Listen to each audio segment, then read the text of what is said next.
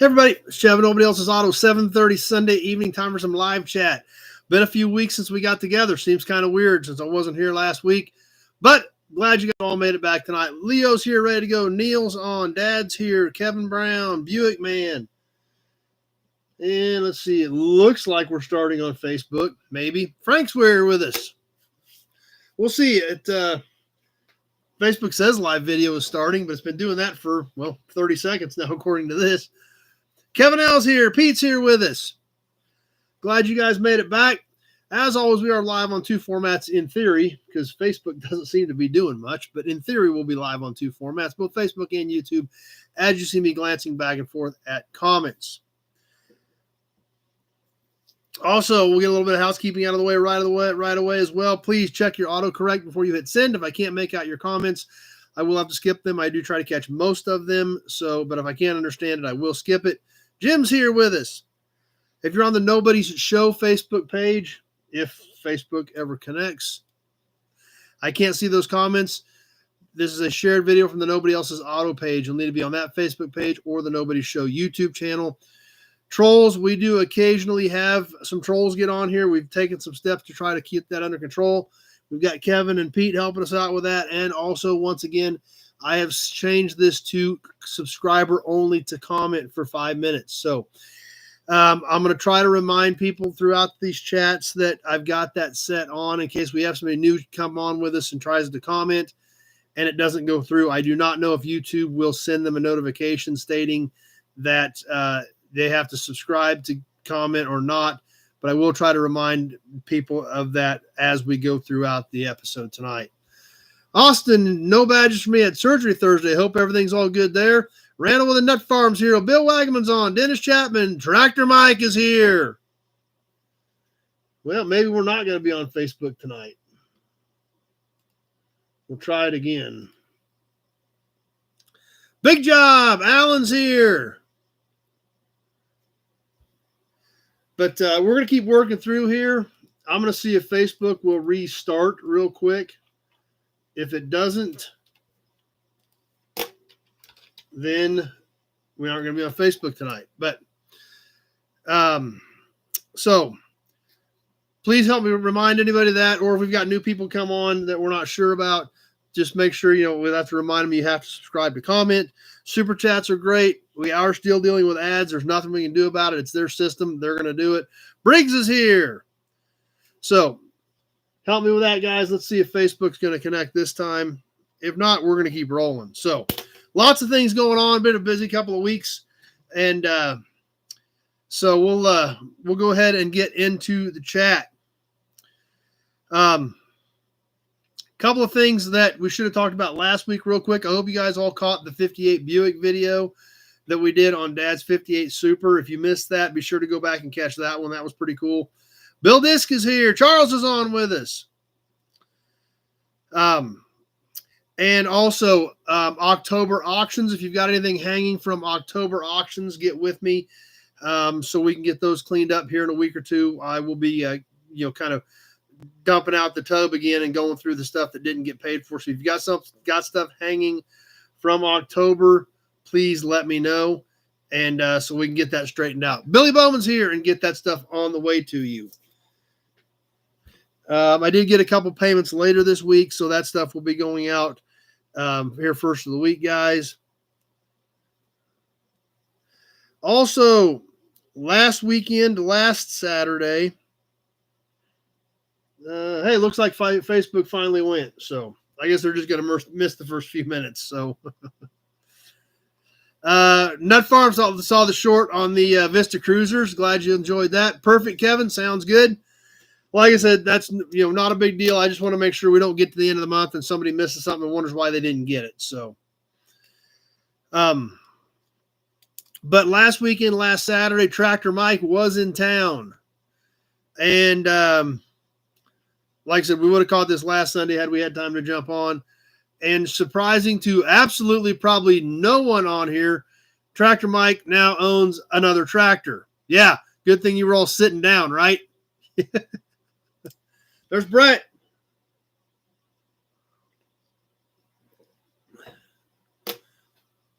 So we do have a short couple-minute video coming up on Tractor Mike's newest purchase. Just a quick video right when he bought it. No, don't have an in-depth video on it yet, but it was pretty fun, so we would definitely want to get that up.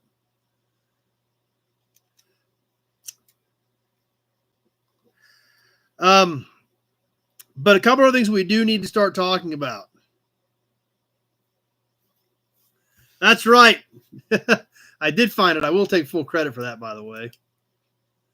Yep, we did show you a glimpse of it on the live walk, so we'll get a few minute clip up on that tractor here probably this week.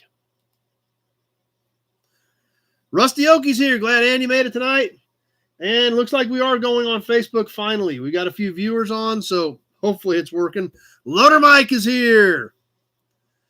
That's a good point, Neil. A lot of good stories do start with Tractor Mike was in town. Actually, they're not always good stories, but a lot of stories start with Tractor Mike was in town.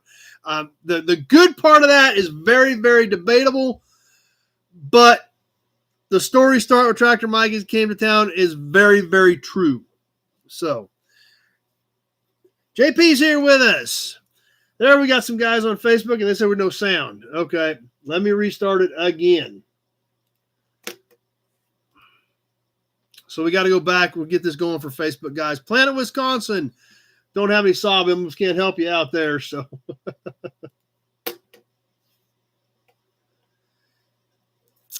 Jeff from Ottawa made it. Scott's here with us. Bear with me a second, guys. These guys on Facebook are still waiting. Let's give it one more shot here and see if we can make this go for those guys.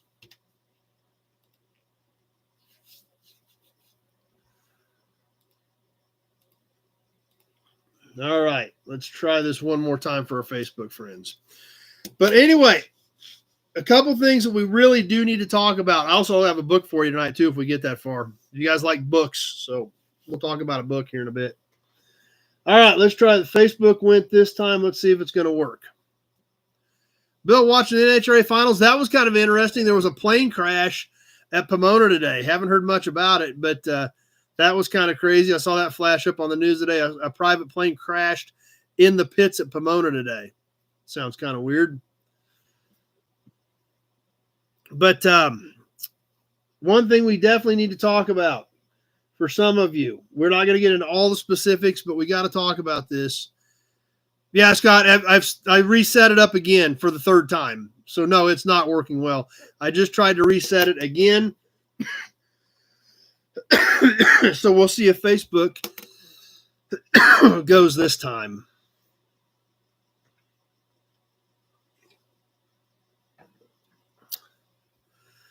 Meekum, Kansas City. It's coming up quicker than we think.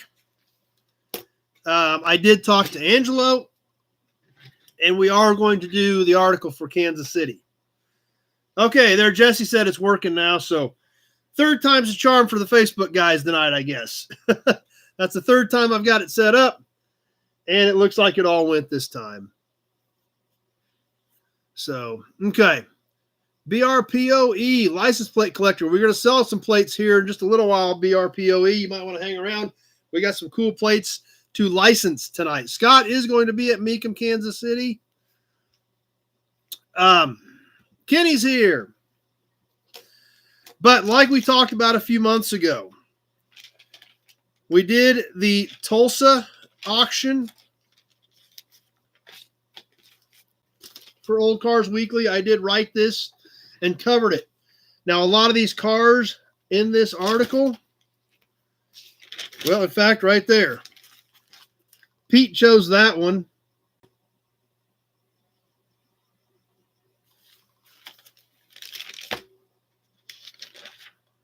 What else is here? A couple more Pete choices. Those two. I think Kevin wanted to do the Metro. Is that right, Kevin? Or were you the one that picked that?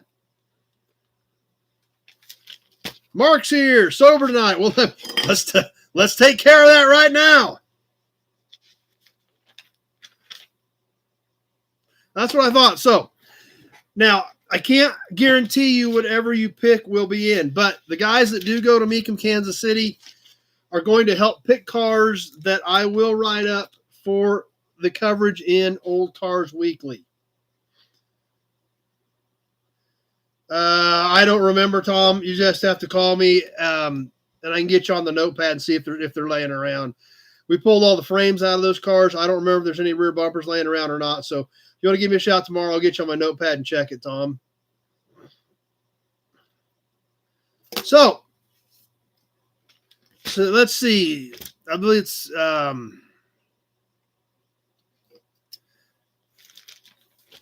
think Scott said he's going. I know Austin wants to go. So some of you guys that do want to go, as far as information about where we're going to be staying and stuff, I'm going to get all that stuff to Pete. You can email Pete if you want to go. There we go, Michael. Yep, we're back going on Facebook, it sounds like. So if you are planning on going, yeah, I'm in Kansas, yes. If you are planning going to Mecum, Kansas City, send Pete an email if you're on the email list, so we can try to kind of coordinate some of that, see who's going to be there what days. And like I said, I can't guarantee you a car that you pick will be in the magazine, but we will get input from the viewers that are there, and then I will work it all up and send it into Angelo for publication in Old Cars Weekly magazine.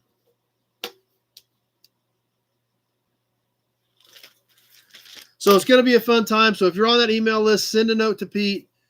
And Austin's going to plan on being there. Now, if that doesn't sound like a positive attitude, I don't know what does. Tractor Mike, I will be there, and I'm buying something stupid. Sounds like a good weekend to me. Because Tractor Mike has already bought some stuff there that's been pretty stupid. So I really am curious to find out what he might buy when he plans on buying something stupid. Because I've seen what he bought when he didn't plan on buying something stupid. Harley Davidson. But so that could be interesting. But that's the right attitude to have going in. Austin's volunteered to help him out with that too. So it's always a good time. So if you are planning on going, I know there's a handful of you that are talking about going. Please send Pete an email. Bad Boy Chevrolet. I think Pete, since you're an admin, I think you can actually post that if you want. And so they can get a hold of you. It's going to be a good time. It's always a good time. It's always a lot of fun. So hopefully some of you guys can make it. And like I said, if nothing else, you get to check out a whole bunch of cool cars and have a lot of fun. So we'll see how things go there, but it's always a good time. And who knows? Obviously, Tractor Mike has some plans now. So the other thing that we need to start discussing is the gathering.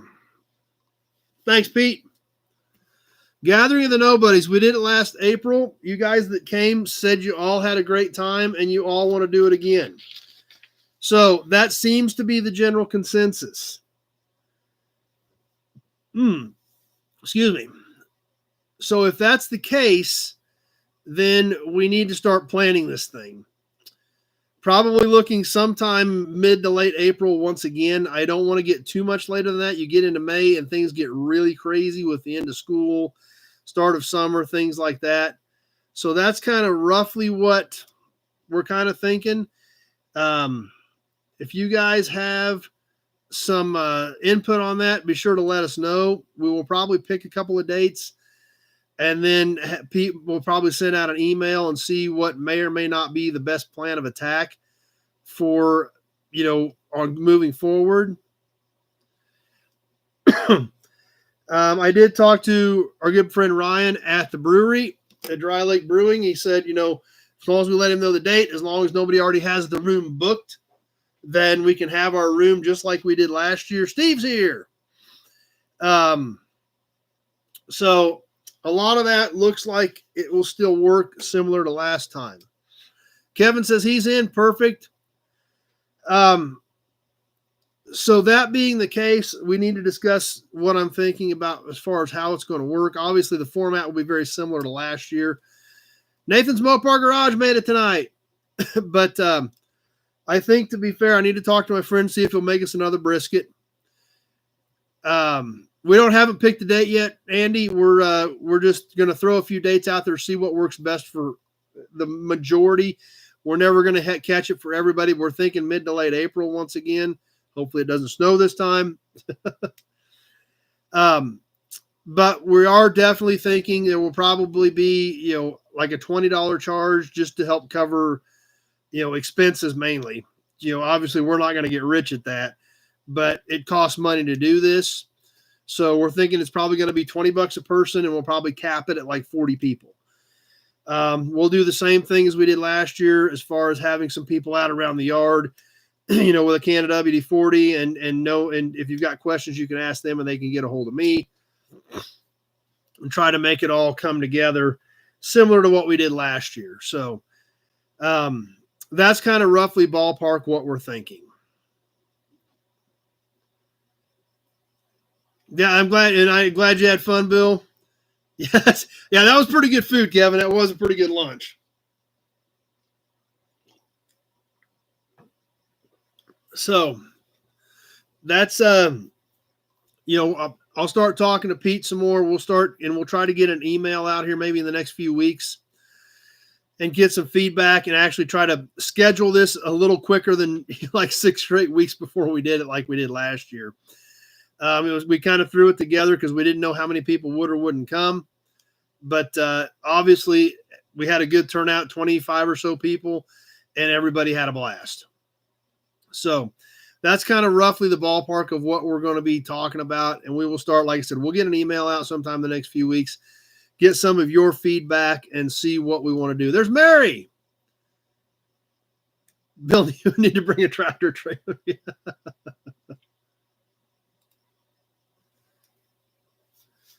Big Red Schultz is here.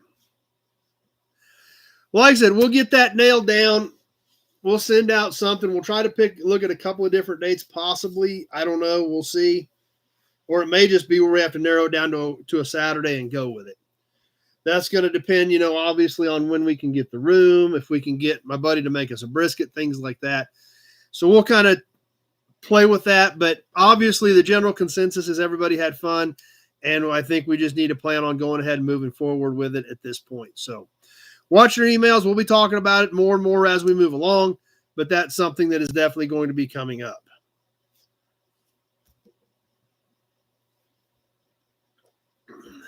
Kenny's ready to come. Perfect, Kenny.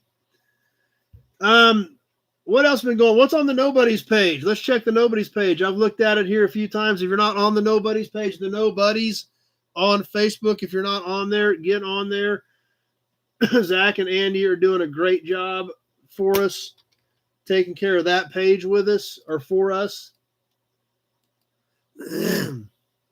So let's check it out. Andy just posted a bunch of killer pictures. I'll have to go back and check that out. That GMC's got a heck of a tree growing through it. So like I said, I don't comment on all this stuff, guys, but I do keep an eye on it. I do watch what's going on. I do enjoy what you guys are posting on there. Some cool stuff. Nick Squire's Cadillac.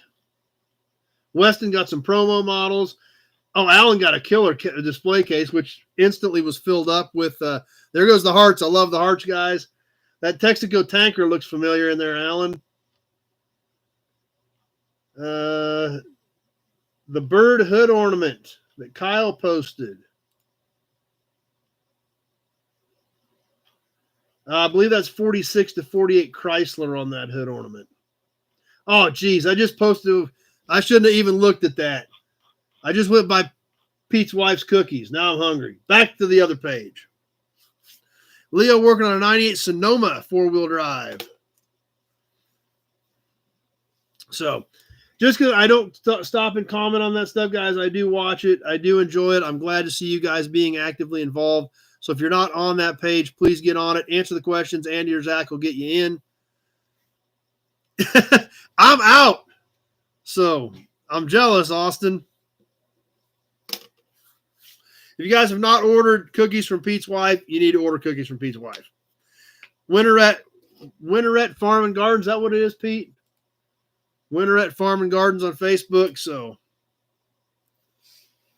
some people are ordering them.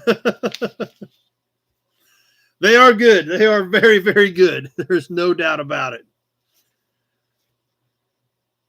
96 VW Jetta. I do kind of like, look, I like some VWs. So Winter's Farmette Gardens. There we go.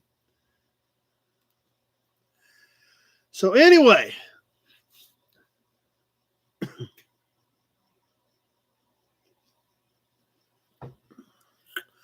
I guess that brings us up to new inventory. What came in over the last few weeks?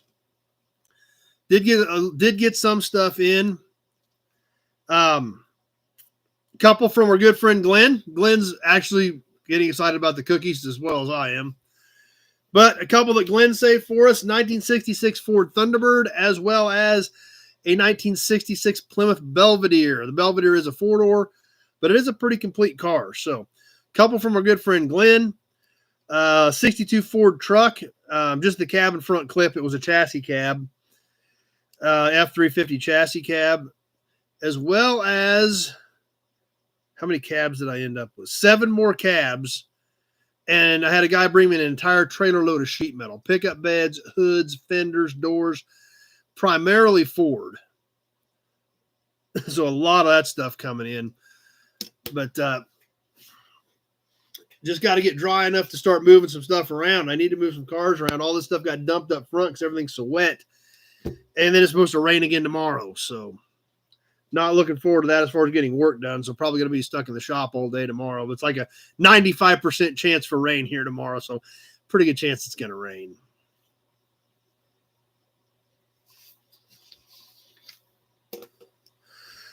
All right. How about a promo model, some badges and caps? Story time. Going over the raffle this month. Like the plates? Lots of things happening. We've got some cool auction stuff coming up. Lots of fun things coming up yet tonight. I did buy a Volkswagen at Meekum the first time we went. I bought a bug for Addie's birthday. But one thing about it, Tractor Mike better be careful because we don't know what he's going to buy yet this year. He may buy something worse. He almost owned an Alante. He did buy the Harley, and he was this close to owning an Alante. This close to owning an Alante. Fortunately for Tractor Mike, the other guy bidding on the Alante was even drunker than Tractor Mike. If you could imagine. And he bid one more time. Now, Tractor Mike did buy a Vet. You're right. I'll give you credit. You did buy a Vet. But you also bought that Harley and you didn't know it. So,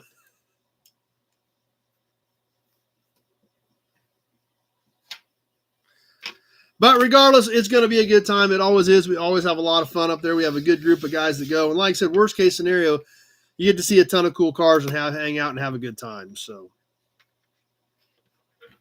yeah, it didn't happen. I'm pretty sure it happened because I had to put it in the back of my pickup the next day. So I'm pretty sure it did happen. On the promo model, we're going to do another one of the Chevrolets from the big auction Dad and I went to a few months ago. This one not quite as exciting as the Impala from last time, but nonetheless, a car you don't see very often anymore. We've done some promos similar to this in the past, but have not done this one in this color. Even though these aren't the most popular cars in the world, you don't ever see them.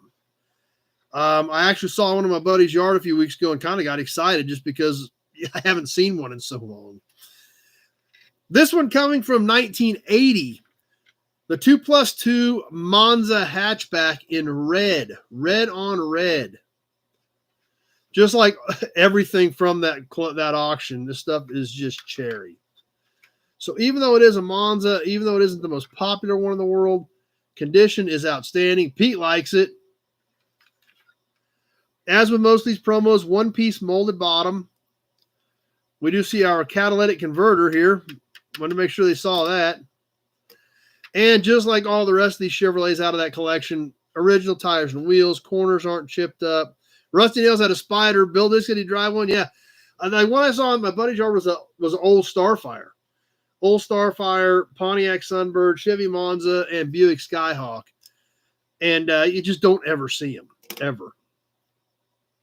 So, still thought it was pretty cool. There were a few Monzas where they were kind of cleaning up at the end, and I bought the whole lineup of them. A couple Monzas and one Corvette or something. I don't remember, but we've got them all over there. And like I said, we've got a ton more Chevrolet promos coming. And these things, all of these are just amazing condition-wise. So that's what we've got for tonight's promo. The red 1980 Chevy Monza 2+2.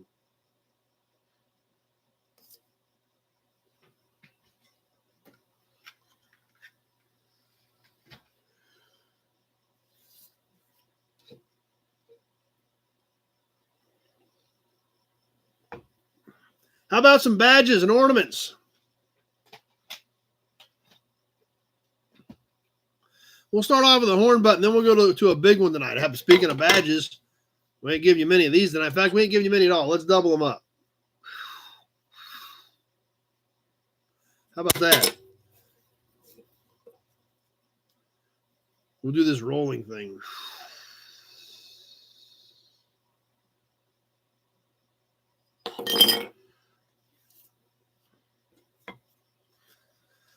First, we'll start with the horn button. This is a cool piece. Nicely detailed. We've seen these badges before. We've sold a few of these badges, but I don't know that we've seen this horn button before. Coming in at almost 3 3/4 inches wide. Sporting a buffalo or a bison from our friends at the Kaiser Motor Corporation. Henry Kaiser. Need a badge for Ice-T. Henry Kaiser, very interesting story. Obviously well known for building the Liberty ships in World War II. However, Henry Kaiser's career started by joining together the group called the Six Companies, which built the Hoover Dam. Was mainly into highways and roads. Cookie badge, I could get behind that for sure. And then after World War II, started building his own cars, the Kaiser. This would be somewhere in the late 40s. Conditions great on it. Plastic center. We can see the buffalo clearly in there.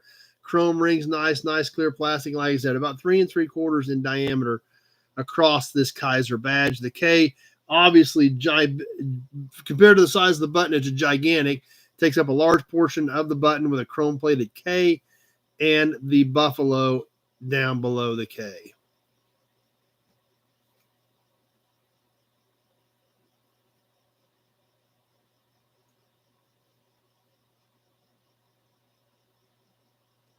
That was interesting. You guys are going to like that. You guys, that text was good for you guys. So, cool piece there. Nice piece considering that is, like I said, late 40s. We see a little bit of discoloration in the tan area. But overall, considering that thing is 70 plus, 75 years old roughly, looks pretty darn good. Peach Bush lattes. It's getting all kinds of fancy there when it comes to Bush latte when you're drinking peach Bush lattes. The next piece we're going to check out is a little bit larger, but it's super cool. I think you guys are going to like it. We all like hood ornaments. This is a good looking one. Right there, Chief Pontiac. This is the 1948, 47 maybe, and 48. I think it's maybe just 48. Pontiac accessory hood ornament. Obviously, we see Chief Pontiac's chiseled face out the beginning. In 48, they did not have a light-up face. Now, some of the ones are in the round 49, 50, 51, they had an amber head, and that lit up. This one, however, did have plastic. I don't think these lit up, but it had plastic wings that were red that came off the back of Chief Pontiac, kind of like a headdress. There's a lot of hearts going off. So I'm assuming you guys like Chief Pontiac, because that is like a river of hearts. Bill Disc always wanted one of those in the car that it goes on. This plastic does have some cracks in it, but it's 76 years old. So overall, this ornament still looks pretty decent for its age. Chrome's not bad. It does have some pitting in it here and there. Hearts are still going, so I'm assuming that Chief Pontiac has been well liked in tonight's chat. To give you an idea on size,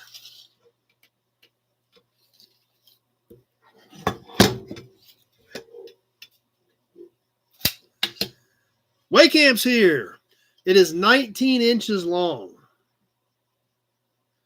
From the chin to the end of the tail feathers, 19 inches long. This one I don't think lit up. I don't think these 48s ever lit up. They never had a provision for a light socket. When they went to the amber face, like on Dad's 51 Pontiac Ambulance, those do light up. But these I don't believe did.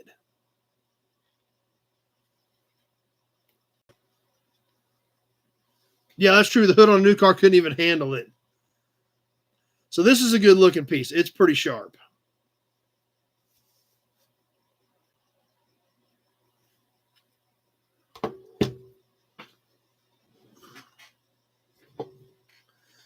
So I thought that was a good piece that figured you guys would be interested in checking out for a cool ornament tonight.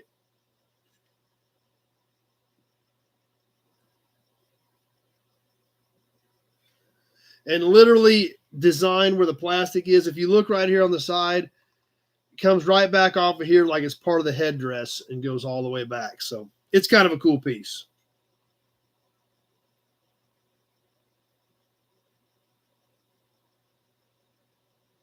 That's true. It weighs more than some of the hoods. Nice, Leo.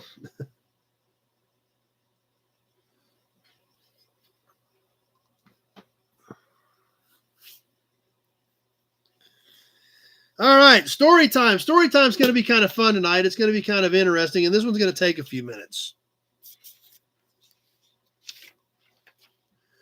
There's lots of stuff to talk about on this pickup. Now, we showed you pictures of this pickup, and if you haven't been with us before, and during story time, we get some pictures out. We got one of Dad's old scrapbooks of cars that he did back, some of the stuff going back to the mid-'70s and into the early 80s. So if you're new to us, story time is some old pictures about a car that Dad did years ago. And this summer, we found the box that had all of the files in it for the cars we've been looking at pictures of. We've got a big file here tonight on this little pickup. We've shared the pictures of this pickup before we found the file. And now we're going to spend a little time digging through what happened and checking some prices from way back when Dad was fixing some of this stuff up years ago. Tonight's little pickup, I'm sure some of you guys will remember. It was a fairly popular one. I don't really remember much about this pickup. This was, probably when he got this. Well, let's see. I can find out when he got this. I can tell you how old he was when he got it. Because he's got the receipt from when he tagged it. July of 78. So I would have been 3.5 years old. So I don't remember a lot of the details on this one. Tony made it. Number 1's here. The Canadian Super Bowl, okay? I'll go with it. But tonight's truck, like I said, this is one we did a while back. I know a lot of you guys will remember it. I know a lot of you guys liked it. And he bought it in 78, and he had it until like 81. So he had this truck for a few years. He drove this truck every day as basic regular transportation, actually. On this 1962 Chevy C10 short bed half-ton pickup.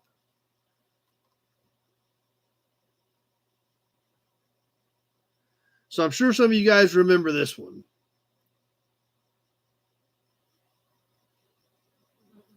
There goes more hearts.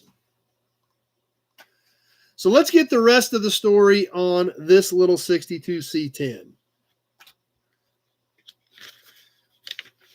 We've got lots of paperwork, lots of receipts, a lot of cool stuff here. This truck was a 6-cylinder when Dad got it in July of 78. Bought it for $300. Actually, to start off with, Joe, it was a 6. And as we go through the work order on this, it's actually 2 pages. But like I said, he drove this truck for 3 years or so. So we've got 2 pages of jobs here, and then we're going to look through the receipts of what some of this stuff cost.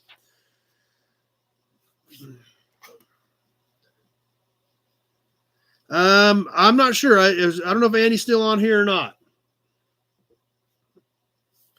Obviously put tags and taxes on it, had a front seal leaking on it as soon as he bought it, and then got it tagged, then got it serviced. Then he put valve seals in it. It was probably smoking, had a safety inspected. Did a tune-up, put points in it, install radio, install mirror, install armrests, repair window, R&R headlight, adjust headlights. Something that a lot of us don't think about anymore, but used to be done fairly regularly, lube the speedometer cable. Install door strap. Overhaul engine. This was the 6-cylinder. He did overhaul the 6-cylinder in this truck.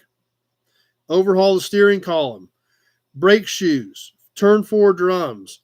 R&R and rebuild wheels, all 4 wheel cylinders.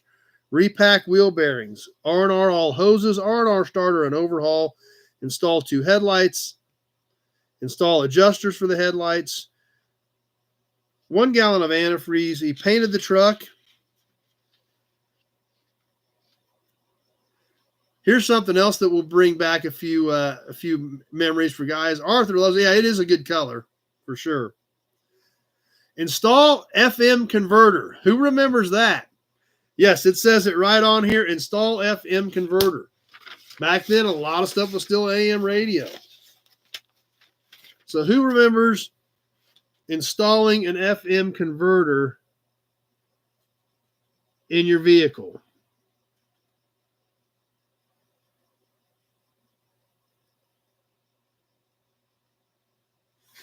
Yep, I figured some of you guys would remember that. I figured that would ring a bell for some of you. Install gauges.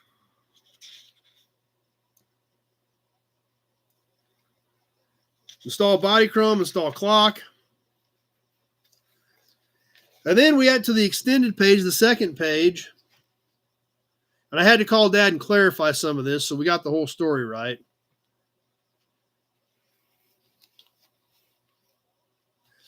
After all that was done, and then later on, he actually put an R&R antenna, R&R master cylinder, and then it says R&R engine V8. So I called him and asked him. He did rebuild the 6-cylinder. Like I said, this was his normal transportation. They got it stuck one day and over-revved it and hurt the 6-cylinder. So he put R&R to V8 in it, which probably would have been, he thought, just a regular old 283. R&R carbon overhaul, R&R fuel pump. And then he actually put a bed in it, too, R&R wood in the bed.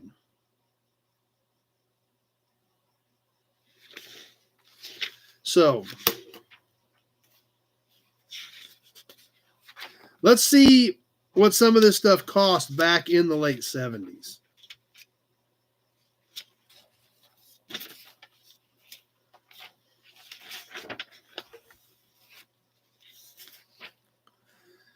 Insurance. Now, this does not say how much coverage it has. It just says there's a bill. Insurance for 6 months on a 1962 Chevy pickup in 1978 was $35.60. 6 months worth of insurance. Does not say what the deductible was, if it was full coverage, if it was liability. But 6 months of insurance was $35.60. Alec is here with us on Facebook.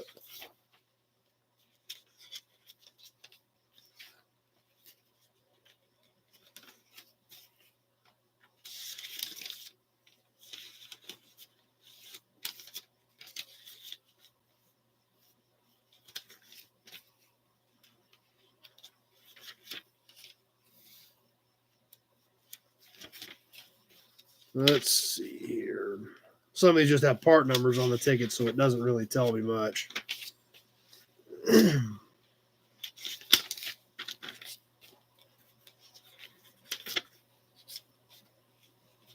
Oh, here's the when he overhauled the six cylinder. Here's the parts list for the six cylinder. Okay, so this is another thing that'll really put things into perspective. So here's the list when he ordered the pieces for when he did the overhaul. And this was December of 78.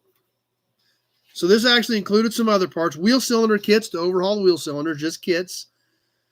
Distributor cap, rotor points, head gasket set, oil pan set, rings, mains and main bearings, rod bearings, and a new starter drive. So bearings, pan set, head set, tune-up stuff, wheel cylinder kits. In December of 78, that set you back $62.67. As crazy as that sounds, $62.67 for an overhaul kit, as well as your wheel cylinder kits, your tune-up parts, and a starter drive.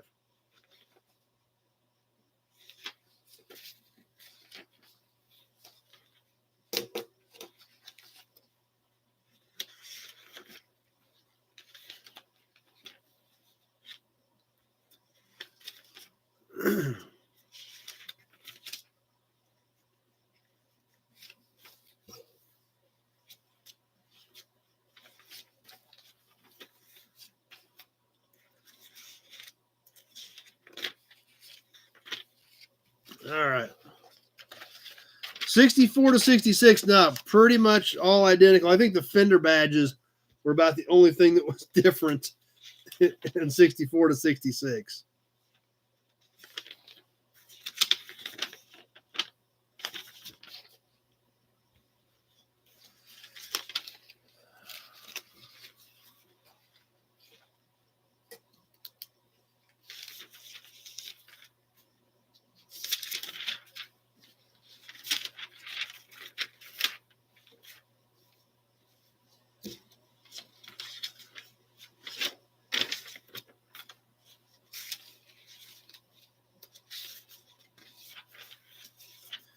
Lots of tickets for lots of little stuff here that is kind of hard to identify, but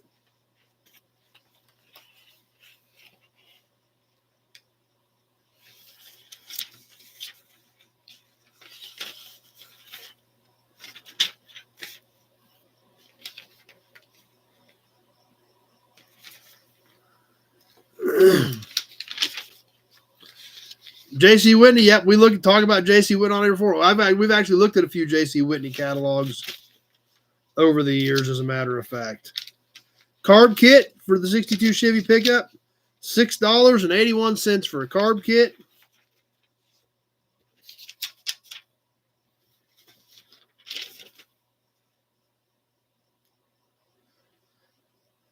Two brake hoses, one tie rod was $31. Pretty sure you couldn't buy one of those three pieces for that today. I don't know if I wrote on this ticket or what. I don't even know what it was for, but I'm not sure. That may have been my handwriting there. I don't know. I'm not sure if I wrote that on that ticket or not. The whole carb was about 25 back then, says Alan.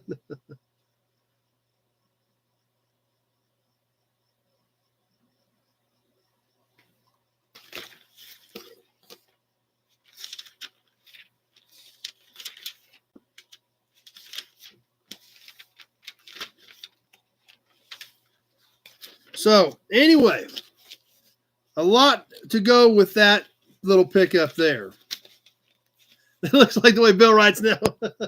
Mine hasn't gotten much better, but so this little pickup was around for quite a while, about 3 years.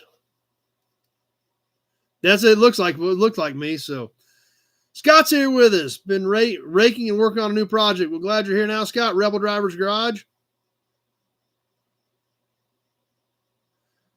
Now, this pickup, actually, Dad ended up trading it for a 69 Chevy pickup. Now, the 69 Chevy pickup I do remember pretty well. That's the one that, I really started remembering stuff more so when I just had a flashback, actually. I think we used the leftover paint from this truck to paint our sandbox when I was a kid. I don't know if that's true or not, but that just flashbacked that we used this color of paint to paint our sandbox with when I was a kid. I don't know where that came from, but seems like that. Awesome. So Scott got the first video up, Rebel Driver's Garage. You know, Scott runs Rocky Mountain Race Week with us, good friend. He came out, got some parts a while back, shot a bunch of content. So be sure to check out Rebel Driver's Garage. He got the first video up of his last trip out here, and got some content up. So be sure to check that out, see what Scott's got going on over there. So one of these days, we'll find some pictures of that 69 Chevy pickup that this one was traded for and get to that. But a lot to this one. I knew it was going to take a little bit of time with this much information for a truck that we had for a while. So I hope you guys enjoyed it, even though it took a minute to get through all this stuff. Yep, that's what Dad thinks too. We painted our sandbox with the leftover paint from this truck. So I think there's a picture or a video, maybe it was an 8mm video of my sister running around, and her feet actually match the color of this truck. I think she painted her feet instead of the sandbox. But that's where I had that flashback from, is my sister running around with feet the same color as this 62 Chevy pickup. I could be completely wrong, but that's what I'm remembering. Okay, sounds good, Jeff. I'm sure if Andy's on, I think, did you catch that, Andy? Ronnie's here with us, remembers the Monzas. Yeah, I don't know where the pictures are of the 69, but we'll get to them eventually, I'm sure. I know there's some around. But there we go. Now we have the rest of the story on the 1962 C10.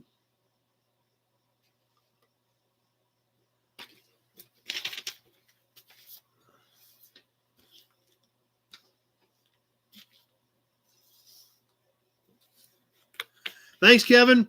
Glad you guys are still enjoying this. It's kind of fun for me. It's definitely a trip down memory lane or a flashback, just like that sandbox thing popping into my head. So I'm glad you guys are still enjoying them and like what we're doing, going through some of this. It's kind of fun looking back in time, comparing the prices, seeing how things were back then, how things are going today, and check out some of this stuff when these were just daily drivers. They were just normal transportation. Dad drove that pickup every day to work. That's what they were for. They were just normal utilitarian vehicles. Joe was digging it too. Yep, I know you like them, Joe. That is definitely your era.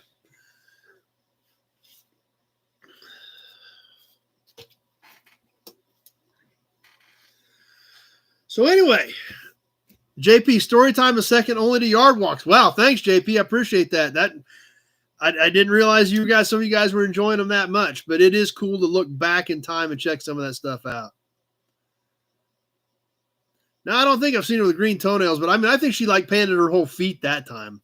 Her feet were like teal, if I remember correctly. Yep, I've got a few of them in the yard. I do, Scott.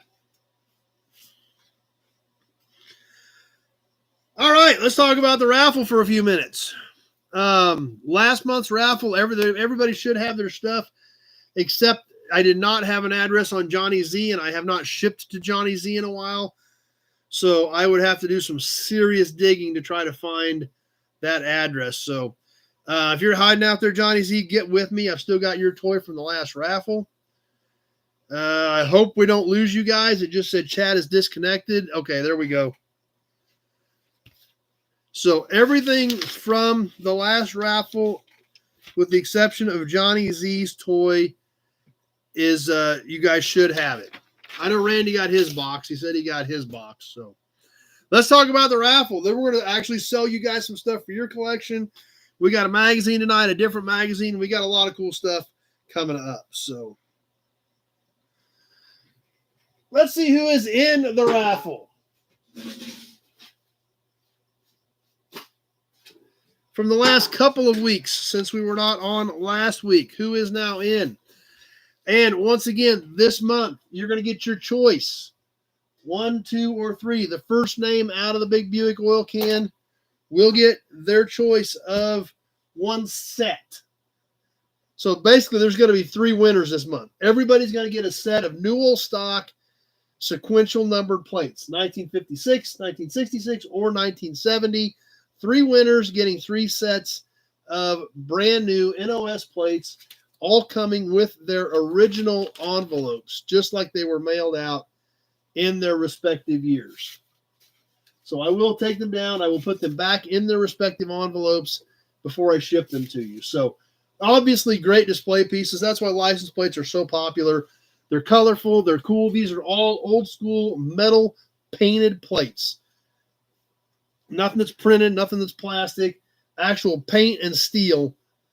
So the first name out is going to get their choice, the second name, and then the third one will get the third set that's left. But everybody wins this month. I don't see how you can go too wrong with any one of those 3 sets.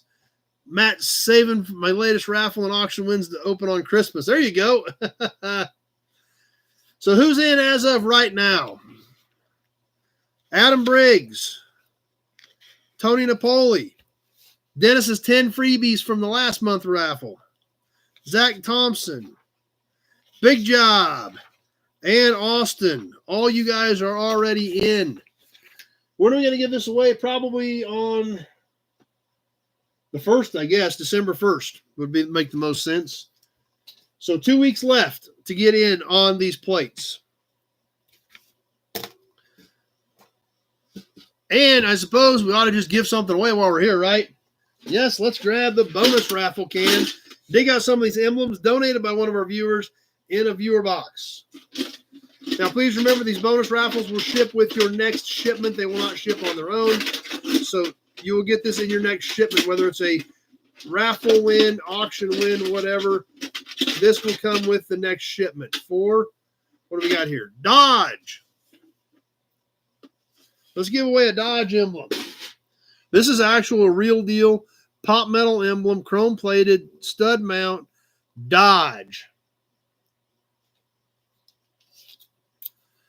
About 3.5 inches long. So let's give this away.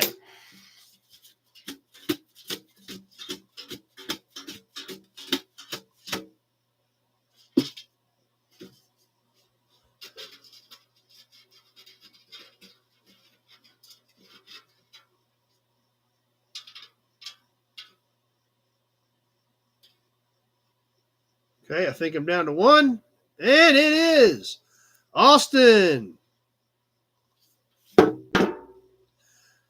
Back to winning all the bonus raffles probably and not winning at the end just like last month. I think you won a bonus about almost every week and then you didn't win anything on the last night. So,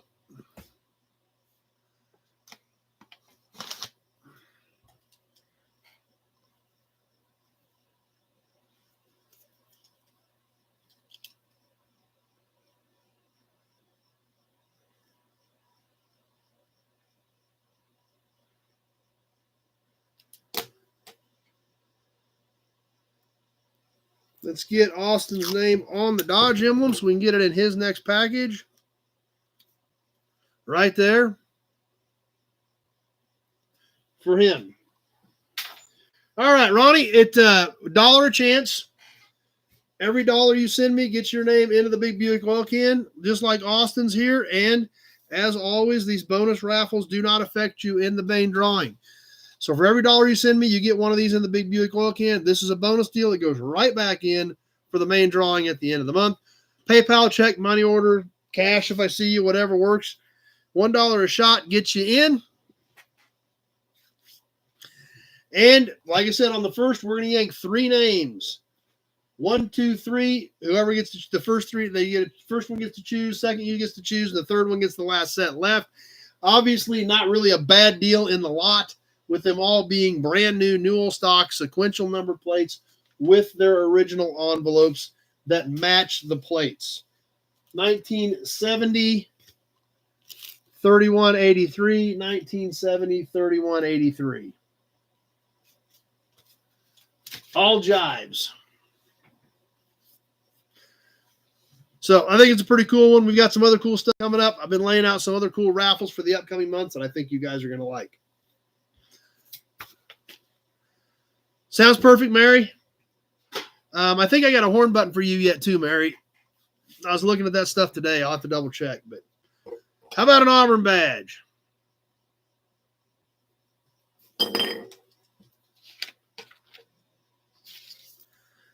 All right, you guys still want to do auctions? You still want to do auctions? Since we haven't been together in a couple weeks, thought I'd maybe double check it. We need a cookie badge. I need cookies is what I need. I need cookies.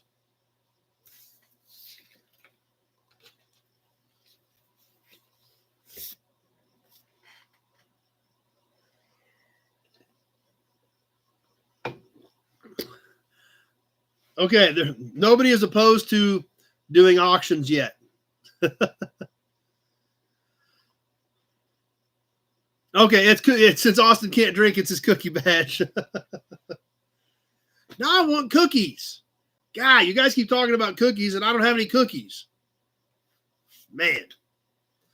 All right, I got no cookies, so I guess we'll have to get ready here. Let me get regrouped here for a second. Let me drag some of these piles over here. We got license plates, cans, emblems, hubcaps. We got all kinds of cool stuff tonight. Move those cans out of the way. Let me drag some of these boxes. Yeah, exactly. Right, Austin. Might as well do a horn button. Cramp cam? I hope not. I hope I don't get another leg cramp. That was brutal, guys. Reese's Cup, that actually sounds pretty good too.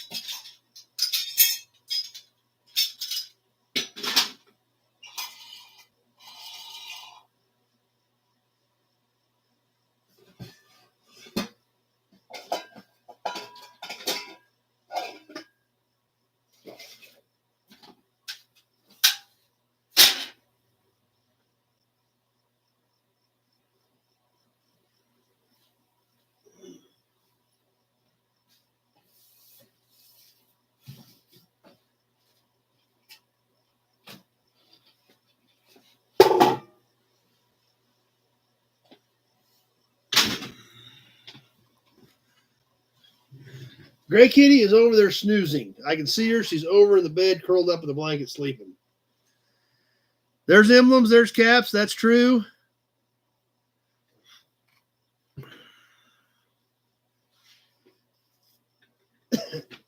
And, yeah, let's start doing some digging here. Let me get sorted out. Sort here.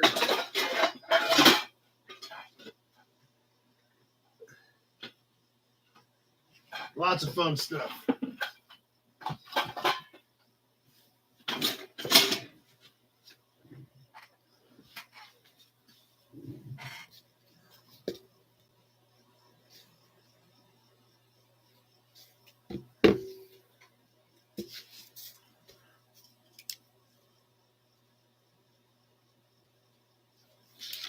Okay.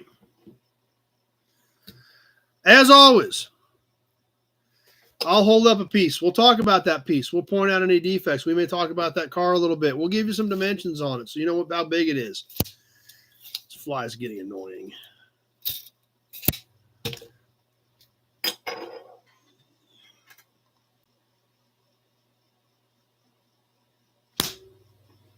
Shouldn't be annoying anymore. No, there he went. I must have missed him.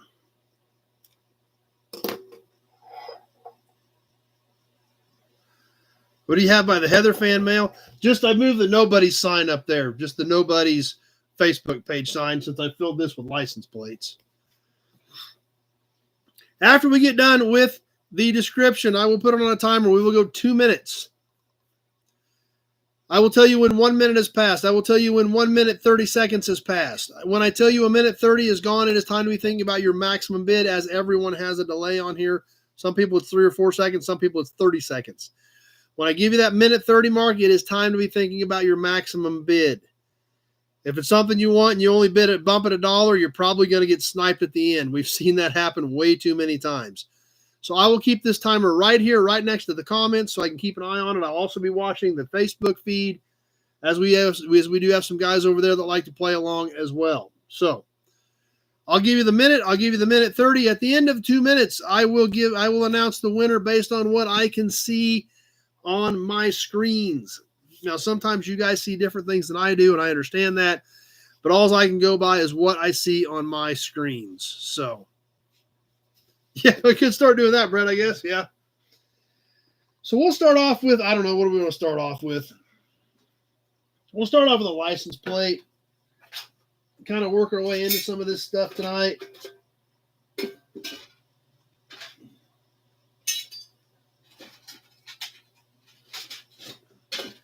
What do we got here?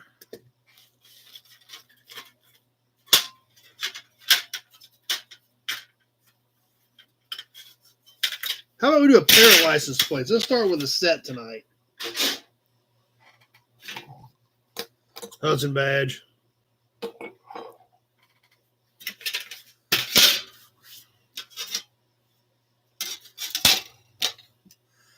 Starting off with some Missouri plates tonight. A pair, 78 and 79. Thought we'd run them back to back. You can hang them up back to back. They look completely different, although they're only 1 year off. The 78 plate, black with yellow letters. The 79, light blue with white letters. These are standard size plates. They are stamped metal and painted. But since these aren't super old, Kevin's starting us off at 10.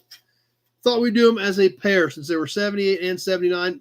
Be a good addition, especially with the extreme contrast in colors on these two plates. Mark at 15. Yeah, and you're right, and they are in decent shape. So let's get this on the timer. Mark at 15. You're getting the pair of them for one bid.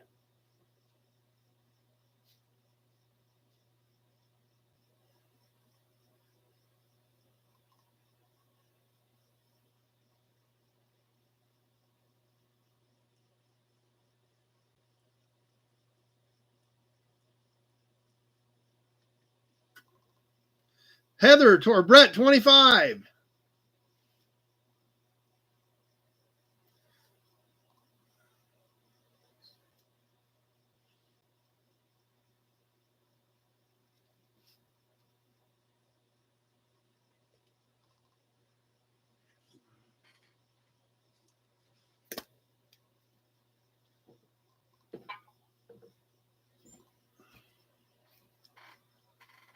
Misery plates are always cool.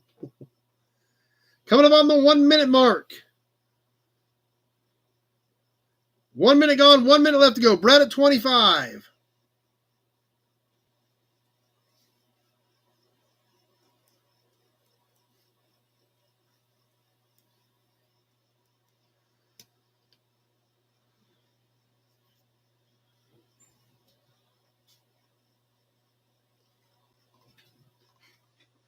Coming up on the minute 30 mark. Brett at 25. You're getting the pair. Minute 30 gone. 30 seconds left to go.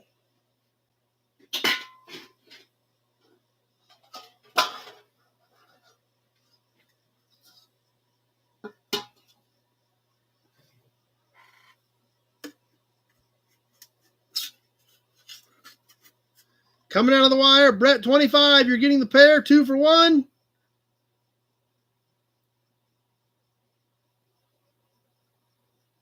Pappy 28. And that does it. That was a woo. Pappy is on fire tonight. That was about 158.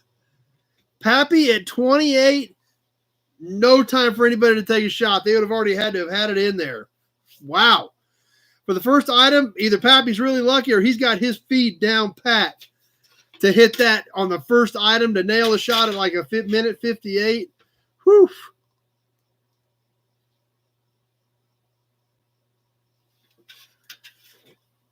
After we do 2 or 3 things, guys start getting that down.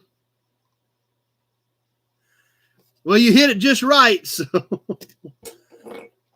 everybody better have a Hudson badge if Pappy's coming in shooting like that tonight.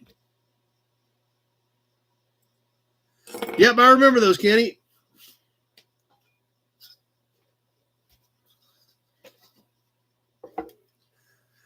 How about an oil can? You guys still like oil cans? We need to work some more of those in as well. This is a Newell stock cord. It still has oil in it. If I don't have to ship it, I will leave it in there. If I have to ship it, I will have to drain it. It's banged up a little bit, but it's kind of a different can. Martin's here with us. You just missed the first batch of plates, Martin. We got some more coming up. This from our friends at the Co-op. Yes, Co-op diesel engine oil. It is full. It is new. Manufactured in the world's only cooperatively owned lubricating oil refinery by Consumers Cooperative Association, Kansas City, Missouri, affiliated with the National Cooperative, Inc. Tractor Mike doesn't get along with this Co-op very well.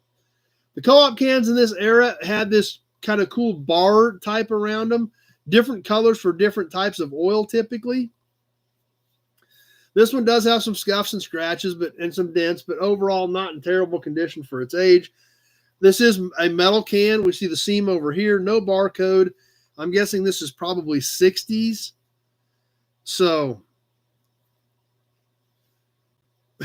you guessed pretty good, Pappy, to come in at that. On the top, this says for API service on the top of it. Now, what's interesting about this is, now remember, these had the spouts. You would jam the spout in, right? Stick your spout in, pour the oil in. When you did this, when you stuck your spout in and went to pour it in, on the bottom, check your fan belt and heater hose. How about that? I thought that was kind of cool. Check your fan belt and heater hose reminder on the bottom, because why? Because when you stick your spout in, this thing is in the valve cover pouring in. That's what you're going to read.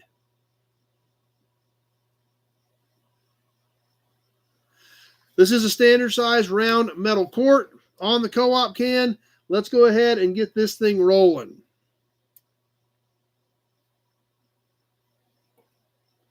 I thought it was kind of neat. But apparently nobody else does. We'll see. It's an all-metal can. It's got to be somebody like it. Briggs 10. Couldn't have been the Co-op's idea. They're not that smart. Briggs at 10 on the Co-op diesel. Mike's here. Dennis at 15. I figured you guys would like this. These old original metal cans are getting tough to find, so.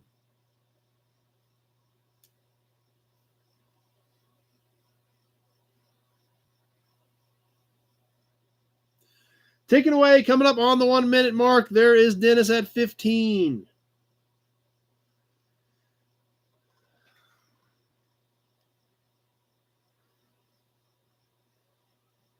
And there's 1 minute. 1 minute gone, 1 minute left to go. Dennis at 15.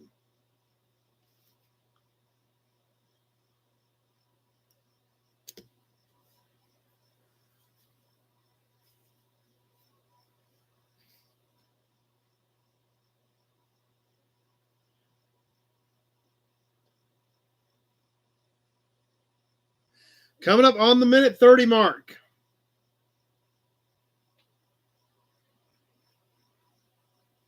Minute 30 gone, 30 seconds left to go. Dennis at 15.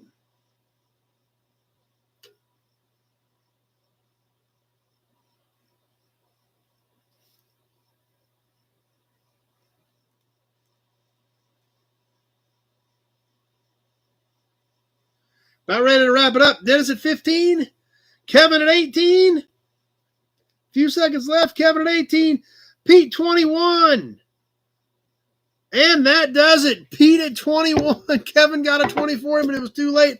Holy cow, there was I got Kevin's and then 3 more. Bam, bam, bam. Pete at 21. And that covered it up because Dennis was at 20, but Pete at 21.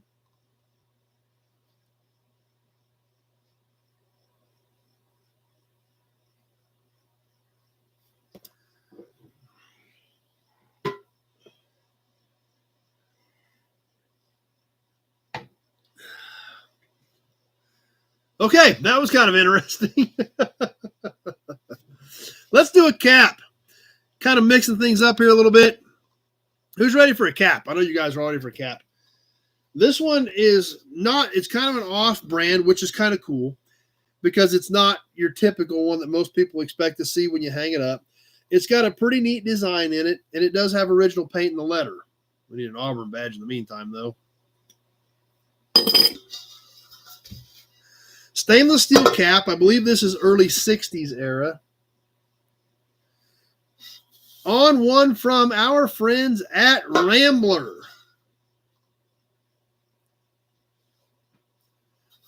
So like I said, this is all stainless. We can see the back is stainless, is all stainless. We look at the back of it. This is all stamped in here. These serrations around the edge are all stamped in. The R is stamped in it. Mary, 15. The R does appear to be all original paint. And like I said, this is all stamped in it. All this design work is stamped in this cap. So something kind of different. It is from Co-op to Rambler. Yep. 10 inches in diameter. So it's 10 inches across on the little Rambler cap. And let's go ahead and get her going. Mary at 15 starting us off on the cute little Rambler cap.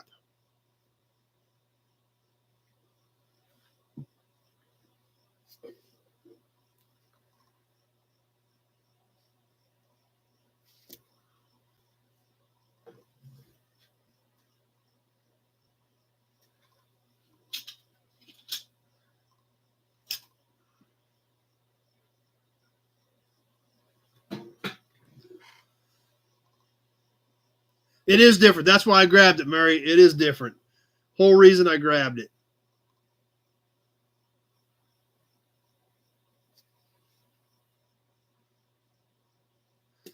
Mary might be our only player on it. Of course, who knows after that last one? That got kind of interesting at the end.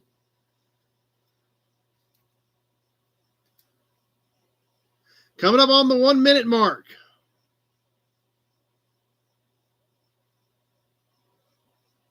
One minute gone, 1 minute left to go. Mark, 20.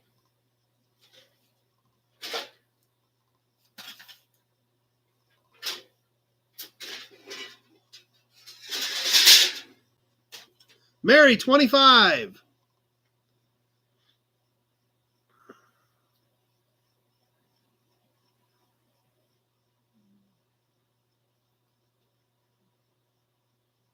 Minute 30 gone, 30 seconds left to go. That's true. That's a good point, Kenny. And you got all these little markings around it already. So you put your numbers in the little slots. Mark, 28. Few seconds left to go. Mark, 28. Mary, 33. And that does it. Mary at 33. Mark came back at 35 just 2 seconds after that.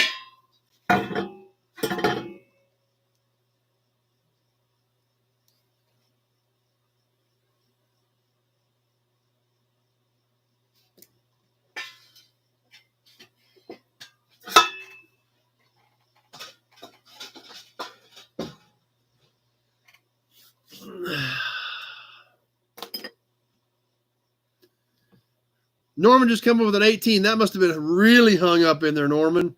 I literally just got that.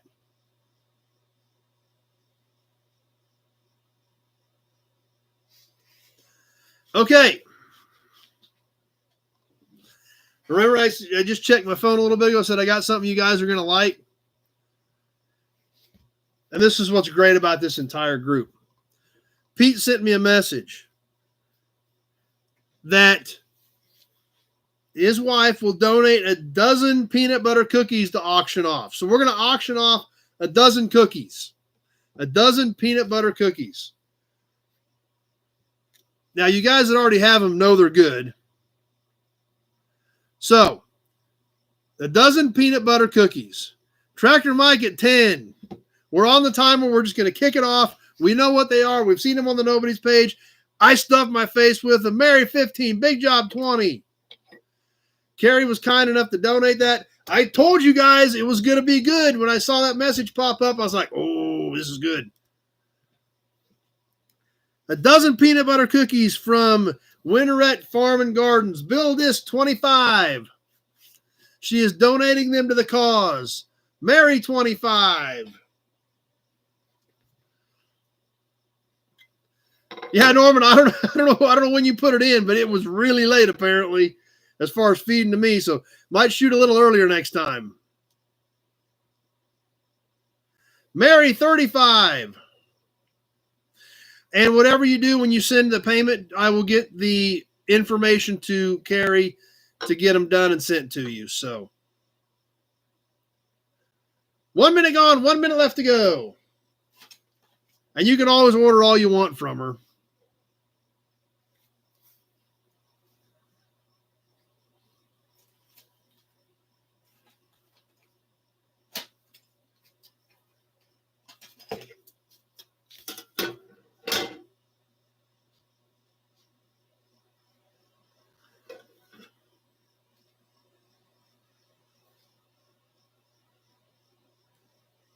Minute 30 gone. 30 seconds left to go.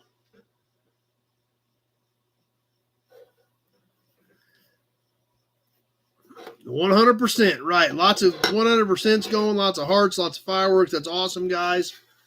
Always appreciate that.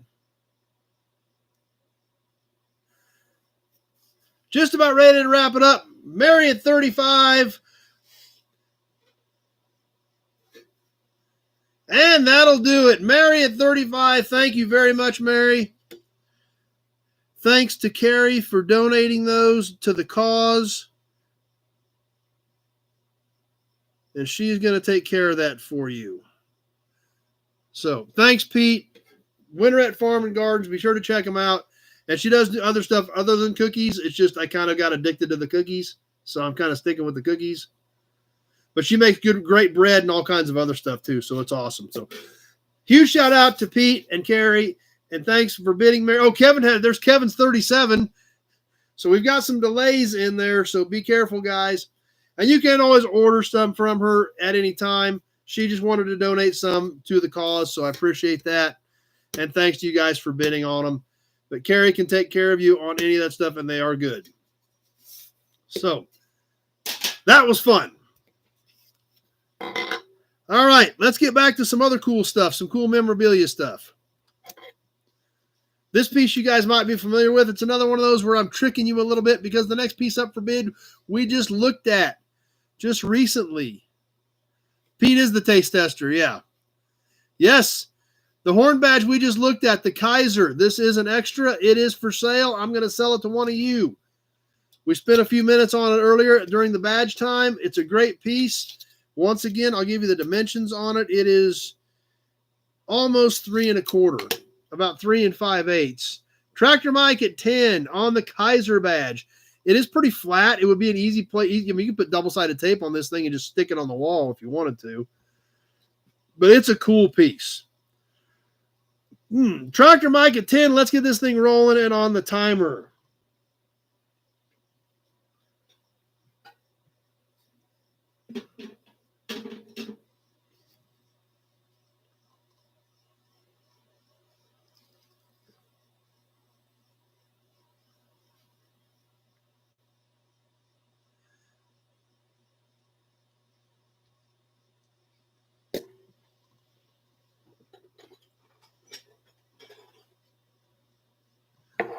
I thought this was cooler than that. Maybe just Tractor Mike's for guy on this thing. I don't know if this will fit a tractor.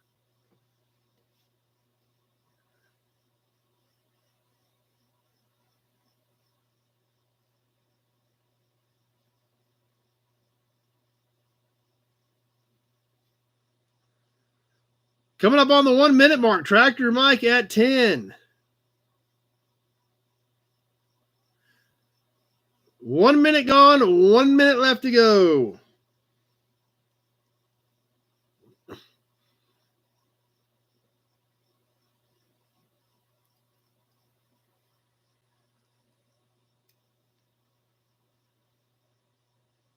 I'm sure it's probably got a corporate sponsor by now, Kenny. Mary, 15.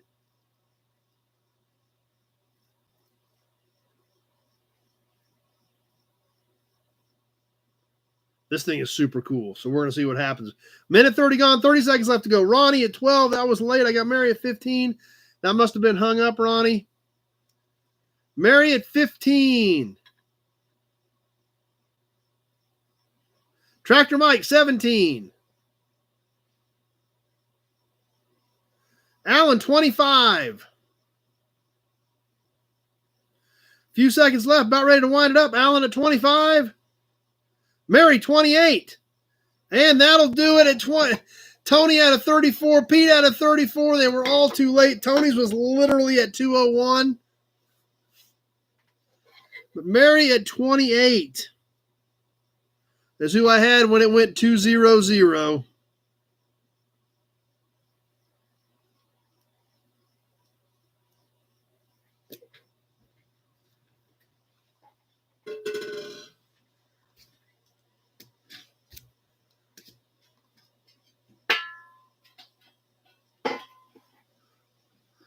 Let's catch another plate real quick. I've always liked this one. I just thought the colors were really good in Kansas this year. Going to our friends just south of us in Pratt County and going back 64 years to 1960, getting ready for the centennial in 1961. But I thought 1960, they just did a great job on the colors with this white background with the blue numbers and markings. White on the back, all original paint. Travis is back. Haven't seen Travis in a while. Glad you're here. Speaking of which, has anybody heard anything out of Alex lately? We haven't seen Alex Kalish in a while. Been a few weeks since we've heard from Alex. Has anybody heard from him? Brett starting us off at 10. Obviously getting ready for the centennial year of 1961 in Kansas. But this plate might even be new. I'm not sure. Nah, I think it had a screw in it. But man, it's pretty clean. 4888, 1960 Kansas, Pratt County. Let's get this thing going. Brett starting us off at 10 on the 1960 Kansas plate. Must have been on a car that sat in the garage the whole time.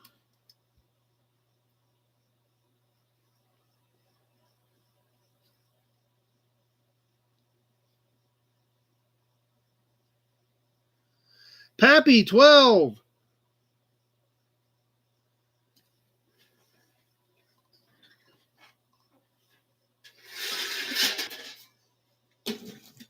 Martin, 13. Brett, 13. I had Martin right ahead of Brett.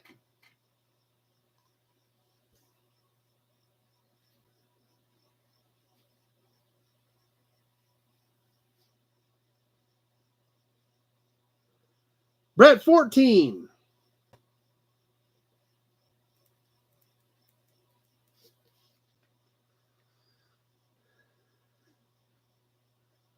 One minute gone, 1 minute left to go.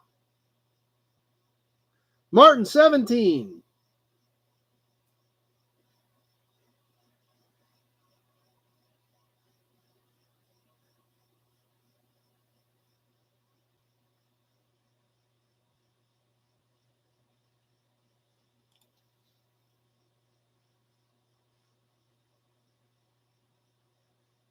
Coming up on the minute 30 mark. Minute 30 gone, 30 seconds left to go.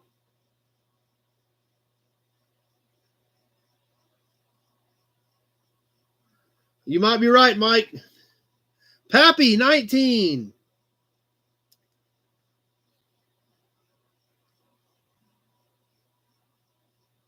Tony, 22.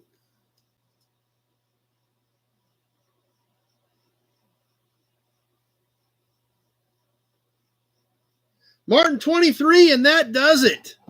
Martin got that one snuck in there at 23 right at the end. Michael, go let it. 16 just popped up over there, Michael.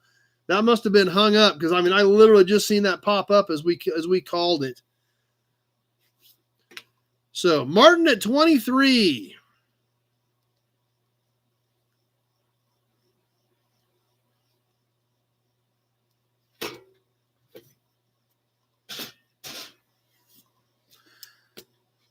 How about another can? This one's kind of different. I have no idea if you guys will like this can or not, but it's sitting here. I need to do something with it. I don't know if it's worth $10 or $50, but it's kind of rough. It's got some paint loss. But do we have any guys out there that like tobacco tins? Granger pipe tobacco, a pointer on your tobacco.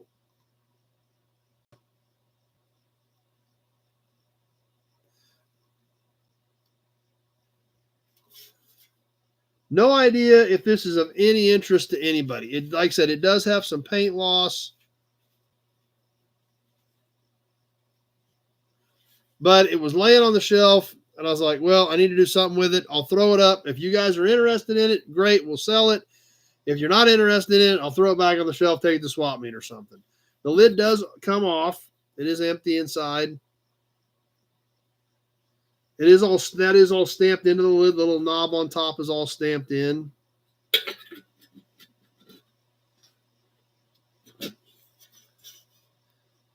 It does have Briggs tobacco tin. It does have a little bit of the old sticker left on it still. So Tony at 5, Ronnie at 10. I guess you guys have a little bit of interest in it. So we'll go ahead and sell it. I have no idea what it's worth. Does it smell like tobacco? No. Smells like a musty old can. All right, let's get this thing rolling. Ronnie at 10.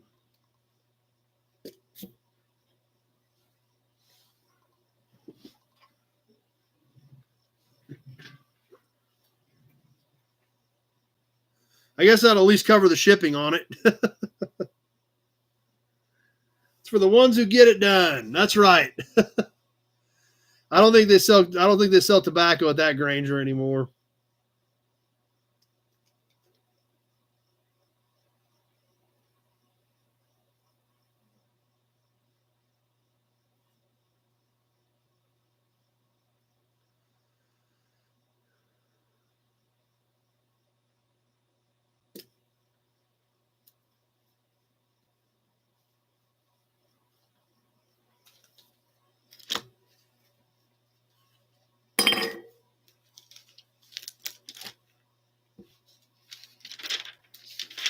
One minute gone, 1 minute left to go.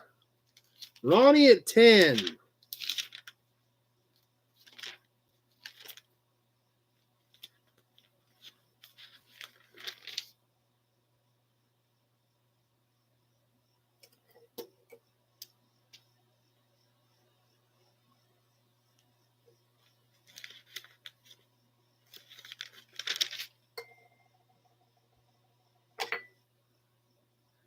Minute 30 gone, 30 seconds left to go.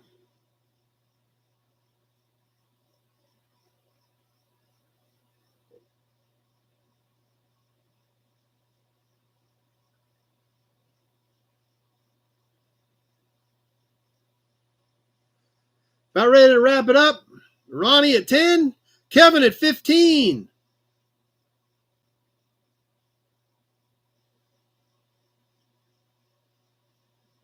And that'll do it. We'll put that one in Kevin's box at 15. Ronnie came back at 16 just a few seconds too late.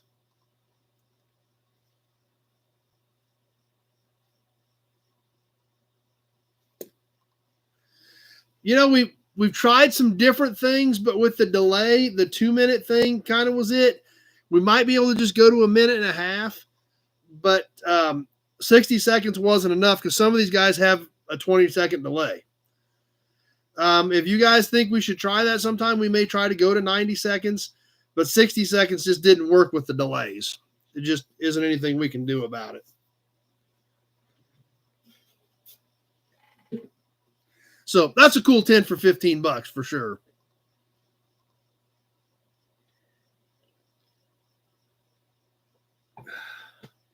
All right. Roll the dice. Yeah.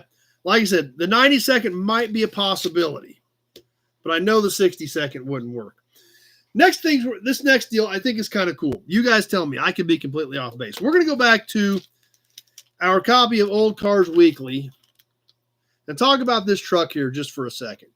John's here. Glad you made it. This particular truck was half Graham, half Dodge. This particular truck was a 1919 Dodge Brothers with a Graham Brothers 1.5-ton truck builder conversion. Okay? So Dodge had very sturdy, very well-known chassis and engines. Graham was doing trucks. This was a combination of the two. So that's kind of how Dodge Brothers, based on what I remember from this article, got into the truck world as trucks got more and more popular. Briggs, 2 minutes is good. Watch something or 5. Yeah, I definitely wouldn't want to go 5. And like I said, I know 60 seconds is too quick. 90 is a maybe. But when you're talking, some of these guys have a 20-second delay, 60 just wouldn't cut it. So this particular truck actually has both tags on it. This particular one in the article. Graham Brothers and Dodge Brothers. They were working together on these early trucks. That's right, Big Job. I don't think anybody can make it 5. I think that would be way too much. So I got to thinking after I read this article, because it was very interesting. Obviously, I mean, Dodge trucks in today's world still extremely well known. But this is where it started, back as a joint venture, basically with Graham Brothers.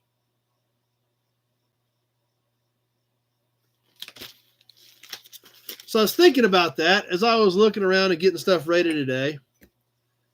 And I was going through some stuff, and I seen something that said GB on it. I was like, I should do something with this.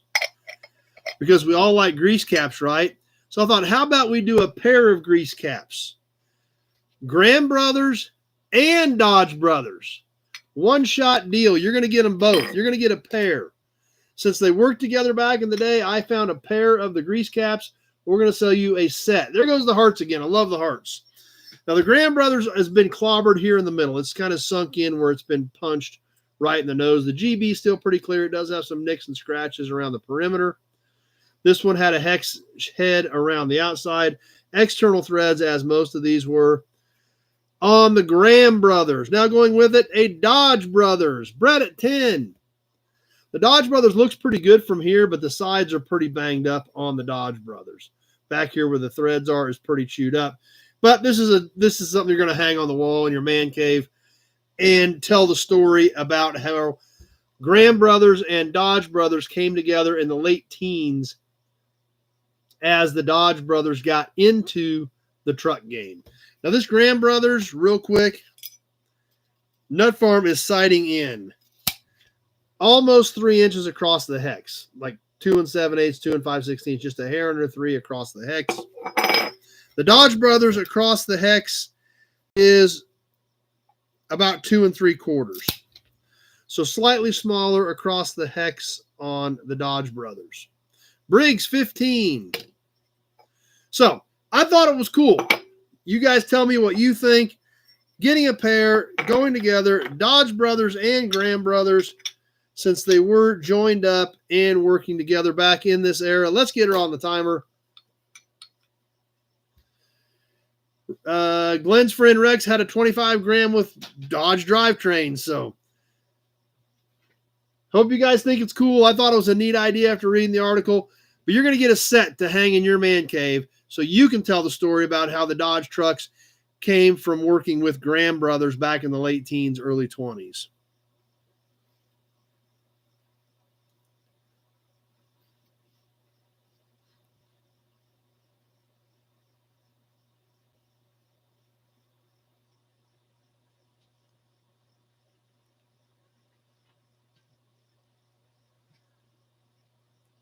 Oh, excuse me. 20 from Mary to go in her girl cave. Sorry about that. Dennis, 25. My bad, Mary. I didn't want to exclude you. 1 minute gone, just under a minute left to go. Dennis at 25. Pete remembers reading the article. Yeah, it was good. They do a lot of good stuff in there. If you guys haven't subscribed to Old Cards Weekly, you need to. Michael at 28. Michael Glagola at 28. Mary at 28. I had Michael just ahead of you on Facebook. And there's the minute 30 mark. Minute 30 left to go. Norman at 24. There again, Norman, that must have been really hung up. You're going to have to shoot a lot earlier than that. We're coming down to the wire. I've got Michael at 28 with a few seconds left to go. But we are getting ready to wrap this up. Tony, 33. Mary, 30. Dennis, 40. Nut Farm, 40. I've got Dennis at 40. He was first. A few seconds left. Dennis at 40. And that does it. Dennis Chapman at 40.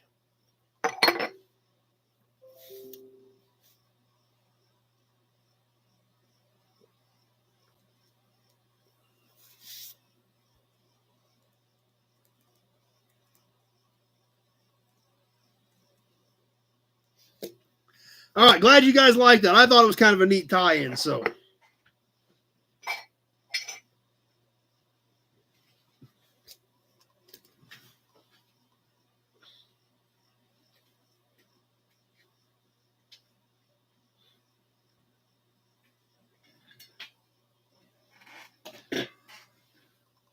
All right, how about a badge bundle? We haven't done a badge bundle yet tonight, right, guys? Let's do a Chivy badge bundle. 3 pieces. Well, 2 badges, 1 horn button. Got to kind of regroup after that one. They were coming in so fast there at the end, it's hard to keep up. All right, first off, a horn button from a Corvair, Chevrolet Corvair. This one actually has all this stamped into the button here. It was a painted button, but it says Corvair and has the badge on it, a huge C that goes all the way around, the word on that.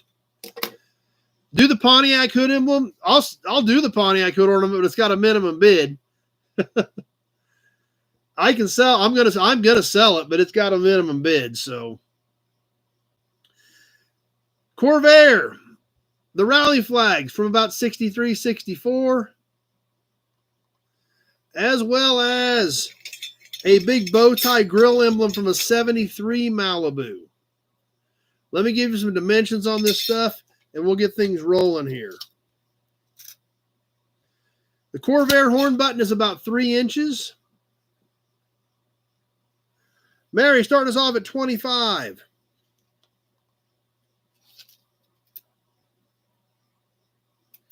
The rally flags are about 3 and 3. If I can talk, 3 3/4. And the Malibu grill badge, the chrome plated bow tie. It is metal, by the way. It is an actual metal emblem.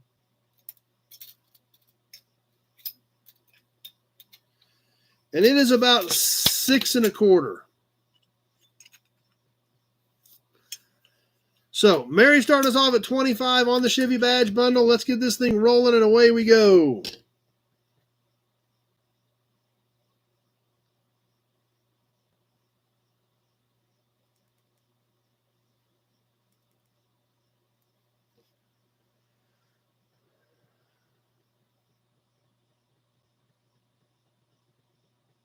Brett, 27.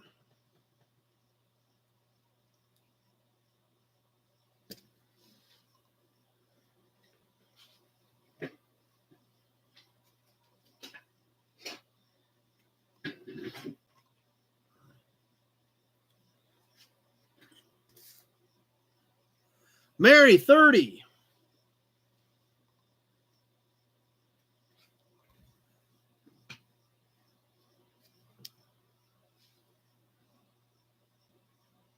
Coming up on the 1 minute mark.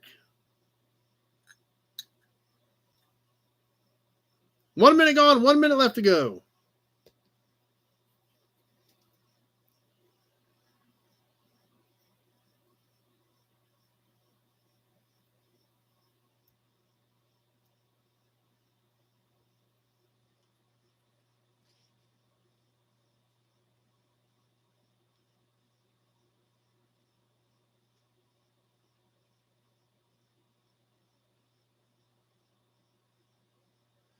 Minute 30 gone. 30 seconds left. Mary at 30.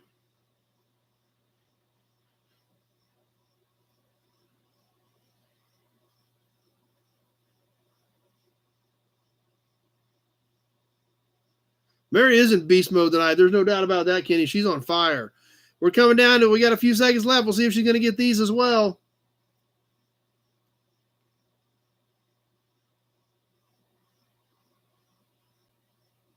And that'll do it. Marking these to Mary.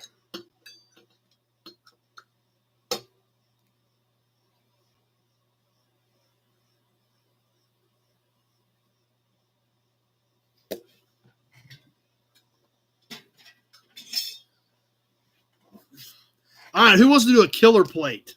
We've done a few plates tonight. This one's killer.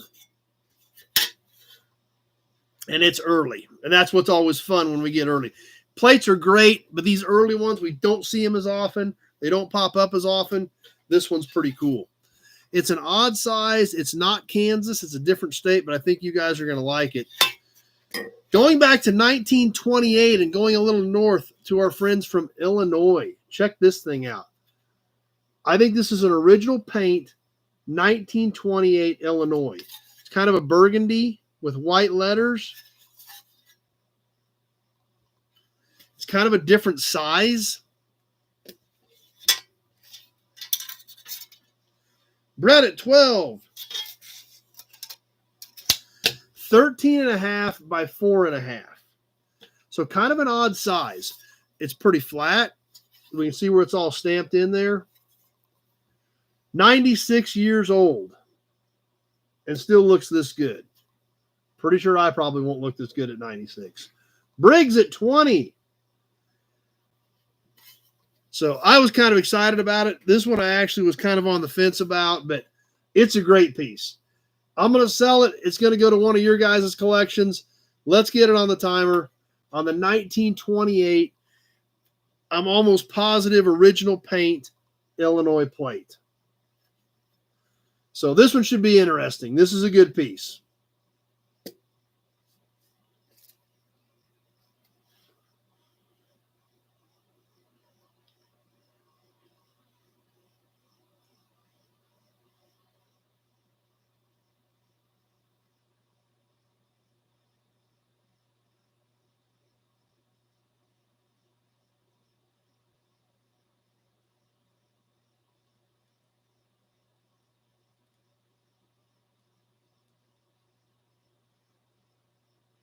I thought it was a good piece. Got two bids, that or everybody's going to snipe it. I don't know. I thought it was pretty cool. Yes, I know. That's what I was just thinking, Pete. It is crickets. I do know one thing. In 60 seconds, we're going to know because now 1 minute has passed and 1 minute is left to go. Briggs at 20. Those are some pretty funny ones. They're not far.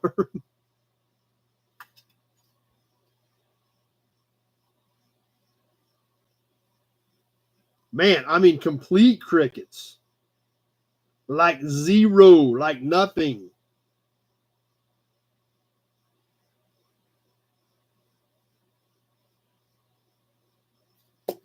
Minute 30's gone. 30 seconds left to go. Nathan's Mopar, 21.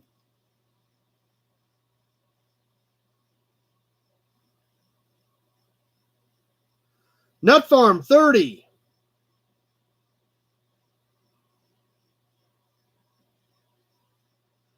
Few seconds left. We're coming out of the wire. Nut Farm at 30. Tony, 36. Briggs, 32, but I got Tony at 36. And that does it. Tony at 36. Bill Disk at 42. Too late.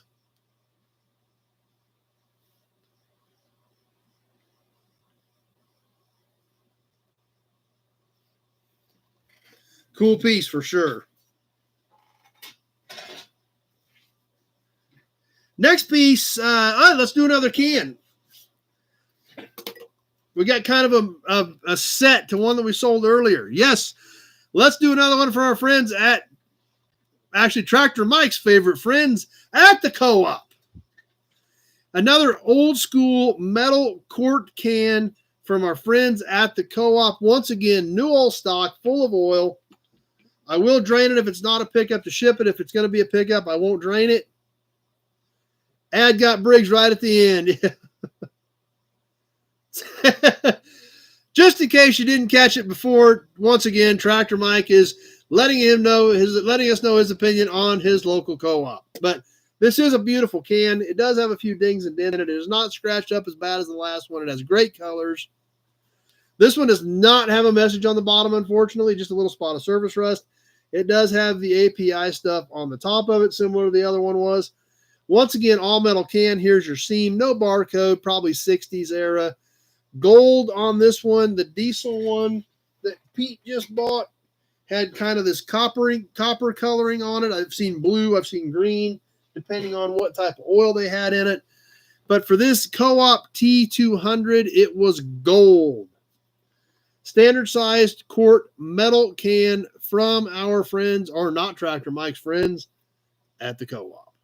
Let's get this thing rolling and let's get on the timer. What do you guys think? Here we go. And we're going to do something kind of different next time. I don't think we've ever actually sold what I've got coming up next before.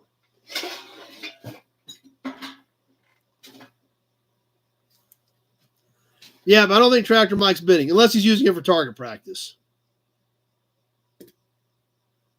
Ronnie, 5. Yeah, we could write Tractor Mike says it sucks on the buy. This sucks by Tractor Mike.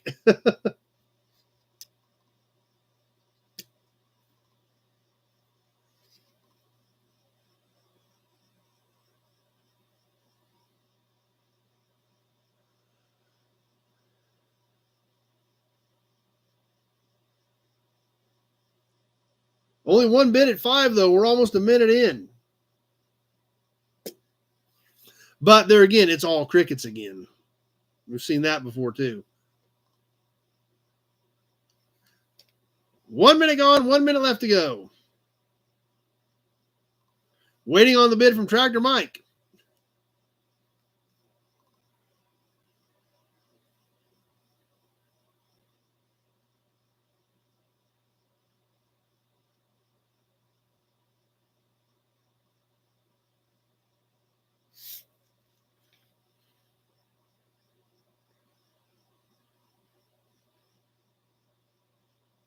Minute 30 gone, 30 seconds left to go. Ronnie at 5.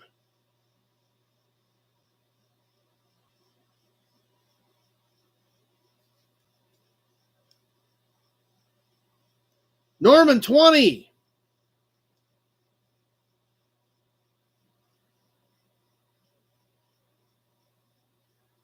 Coming out of the wire with a few seconds left. Norman at 20.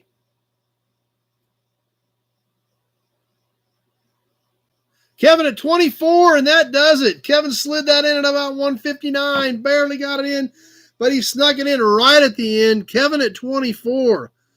Holy cow, I thought it was done, and boom, that popped up right there with a second and a half left.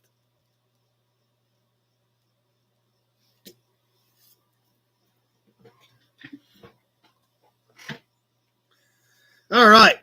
I got another batch of cans that are a little bit different last week.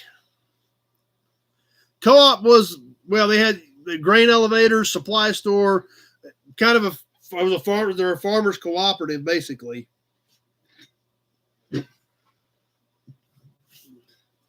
I got this can. Actually, I bought a box of these cans. We've done some stuff similar to them. I've still got a few. This one I just got. It's a cute little devil. But we've done some of those galvanized service station type cans. I got, about another half dozen of them last week at another deal. But there's some really cool ones in here. They're different than any of the ones we've ever done before. So I will, I'm going to share this one with you and see what you guys think, because this thing is a cute little bugger. Somebody did paint it. It has been painted silver, so it's not in its original galvanizing, but it's a cool little can. Old school, probably 40s or 50s, galvanized spout can. Check this little dude out. It's got a little handle on it. Pour spout, cap unscrews.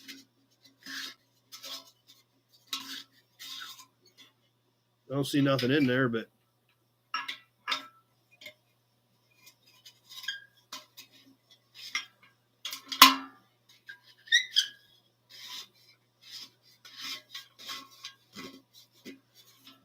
can is to the tip of the spout, coal oil can. Okay, that would make sense. Just over 10.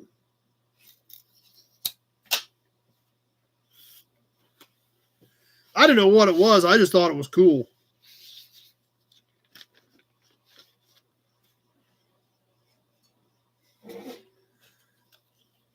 It is actually about 9 to the top of the cap. Diameter-wise, it's about 6 inches and a quarter across there. So what do you guys think of this? I thought it was a cute little deal. I got some of the other ones they're all different. Everything in this box I got is different. But what do you guys think on the little, I guess, coal oil can? Any interest in this or not?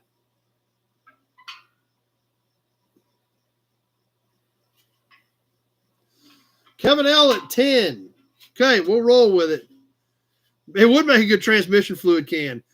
It looks bigger on TV. That's why I'm giving you the dimensions so that, 6 1/4 across there. And about 10 1/4 to the tip of the spout. So it's about 10 1/4 inches tall to the tip of the spout. Kevin L at 10. Let's go ahead and get this thing on the timer and get her rolling. Remember, his grandpa's had them for old oil heaters. Okay, I don't know. I just thought it was a cute little booger. Brett, 12. Thanks, Kenny. Appreciate that.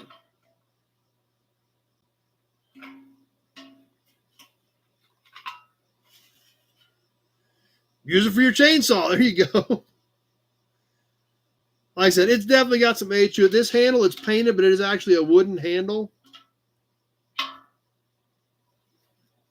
Brett at 12.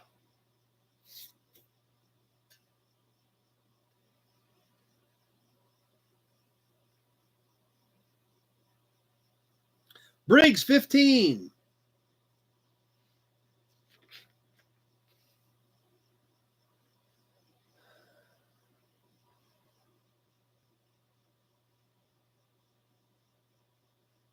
One minute gone, 1 minute left to go.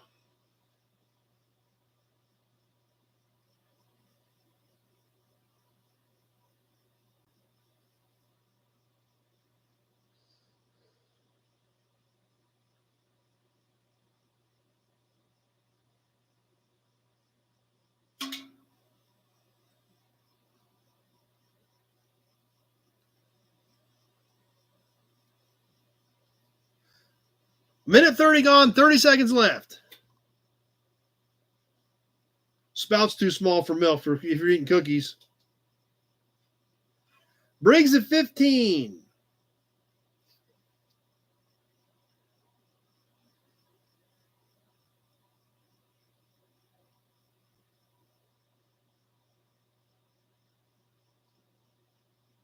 Big Job, 25.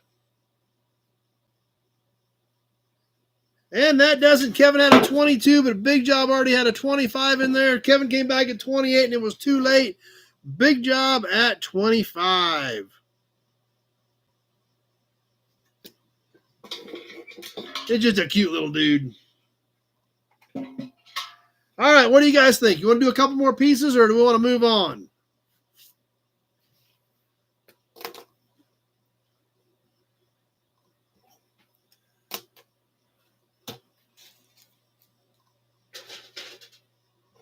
More. All right, we'll do like another cap, another plate. We'll see what we got here. Norman, 15. Norman, you must have a heck of a delay. You must have a terrible delay because that literally just popped up on my end.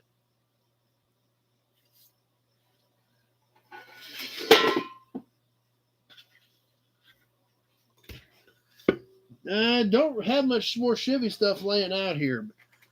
Let's do it. We'll do another cap and another plate for sure.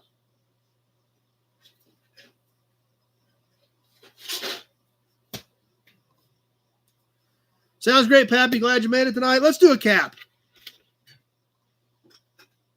A couple water spots on this. Don't have all those water spots. Polish it up a bit here.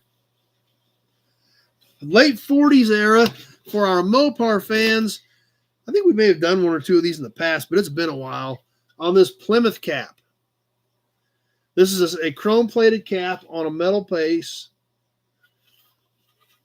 The Plymouth and the ship is all stamped in there. The ring is stamped in there. I believe this is still original red paint. It does not appear as though it's been redone. So I think that's worn off of the original red paint. I don't know if I've got any 65 or 60-30 emblems or not, Joe. I can't think of any.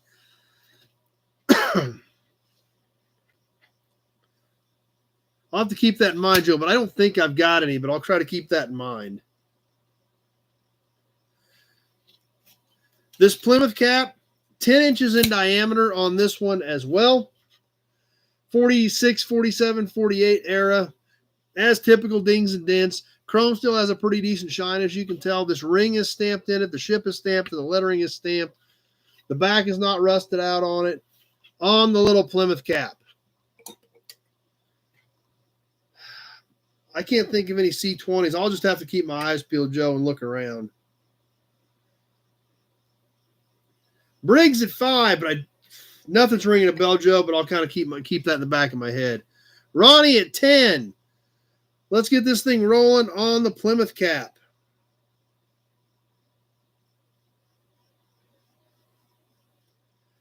Nut Farm, 30.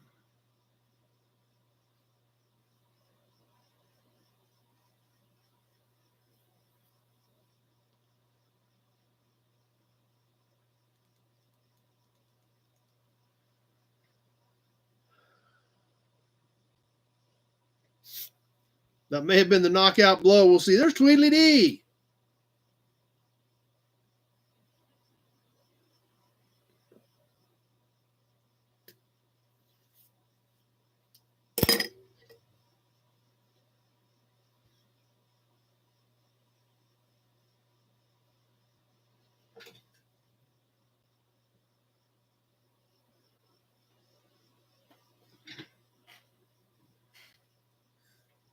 One minute gone, 1 minute left to go. Nut Farm at 30.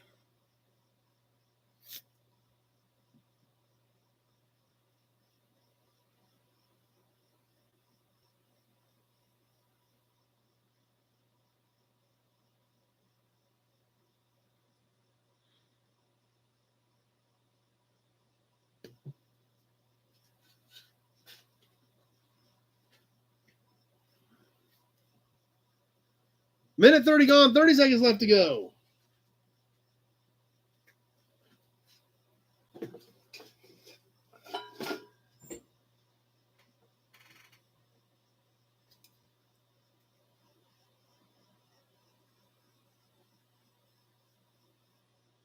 Kevin, 36.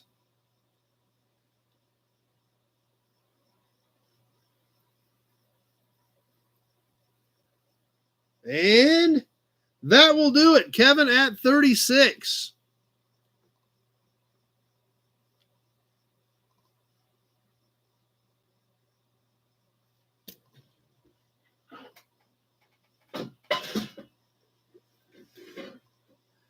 Nut Farm came back at 40, just a little too late. I figured you were going to take another shot, but I knew it was going to be tight on time. All right, how about one more plate? Unless you guys want to do 2 more plates. We can do one more first, though. This is an original paint plate, and considering its age, I'm fairly impressed with it. Going back to 1948, this is a Kansas plate. In 1948, Kansas was black with white lettering. Now, somebody actually added a hole to this, obviously, right here. What shocks me is the condition this is in, because we can almost see through this white paint. It was not real thick on these letters. If we look close, we can see the black underneath the... Yeah, some of this is snail mail tonight, Nut Farm, that's for sure. So considering some of this white, you can almost see the black underneath it. We know the white was fairly thin. And for this plate, like I said, other than somebody drilled this hole in it, this plate would be in great shape. But 76 years old and still has this kind of color, especially when the white was that thin for that year. This is a standard, fairly standard size plate. It's a little bit different. It's 12 inches by 5.5. So comparable to what we expect plates to be size-wise today. It's not bent up. It's pretty clean. It's pretty straight. Toys, hubcaps, valve covers. I do have a valve cover laying over there. So anyway, let's do the 1948 plate. And let's knock this one out, and then we'll see where we're at. Briggs at 10 starting us off.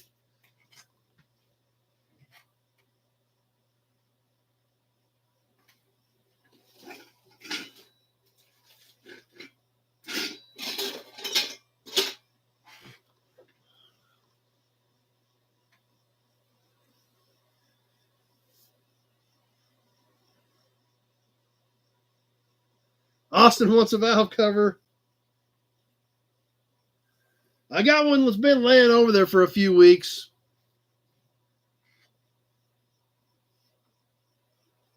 It's a good one.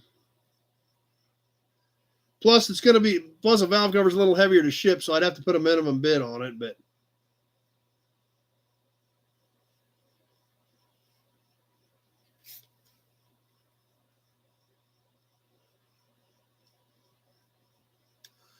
Briggs at 10 as we come up on the 1 minute mark. 1 minute gone, 1 minute left to go. Nobody but Briggs on this. Sometimes you get a good deal, but usually it's kind of scary because that means everybody's waiting until the end. No, it's not a Hemi.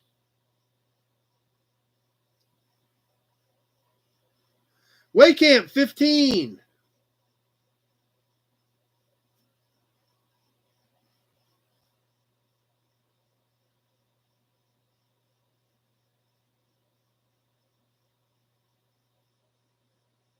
Minute 30 gone, 30 seconds left to go.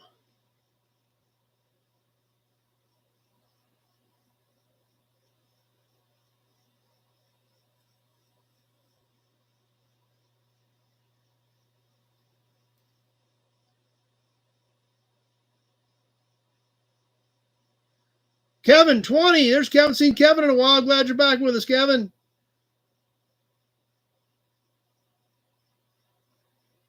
And that did it. Kevin slid that in and got it done. Nick came in at 23, a little too late. Kevin at 20. I was actually just thinking the other day, I hadn't seen you on in a while, Kevin. Glad you're back with us.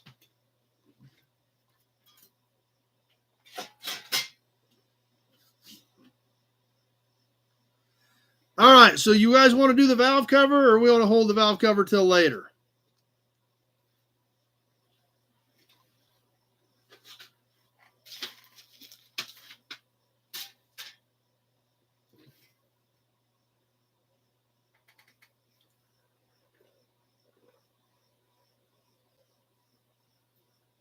Do it. Kenny says do it.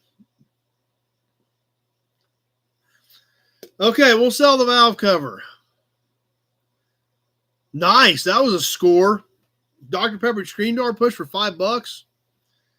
The valve cover, because it's going to cost 10 or 15 bucks to ship it, I'm going to put minimum bid of 40 bucks on the valve cover, just because, you know, a good portion of that's going to be to ship it. If that's cool with everybody, it's going to be 40 bucks is going to be the opening bid.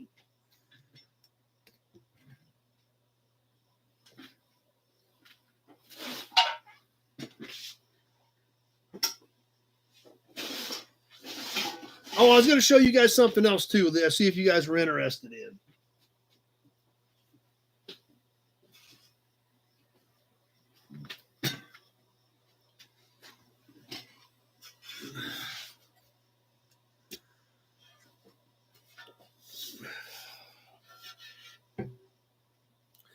Okay, are we ready? This thing is straight. It does need to be refinished because somebody already has it in primer. But like I said, 40 bucks is the minimum bid, just because it's worth 25 or 30 bucks to me and I got to ship it to you. So, yeah, I don't blame you, John. Do not blame you one bit.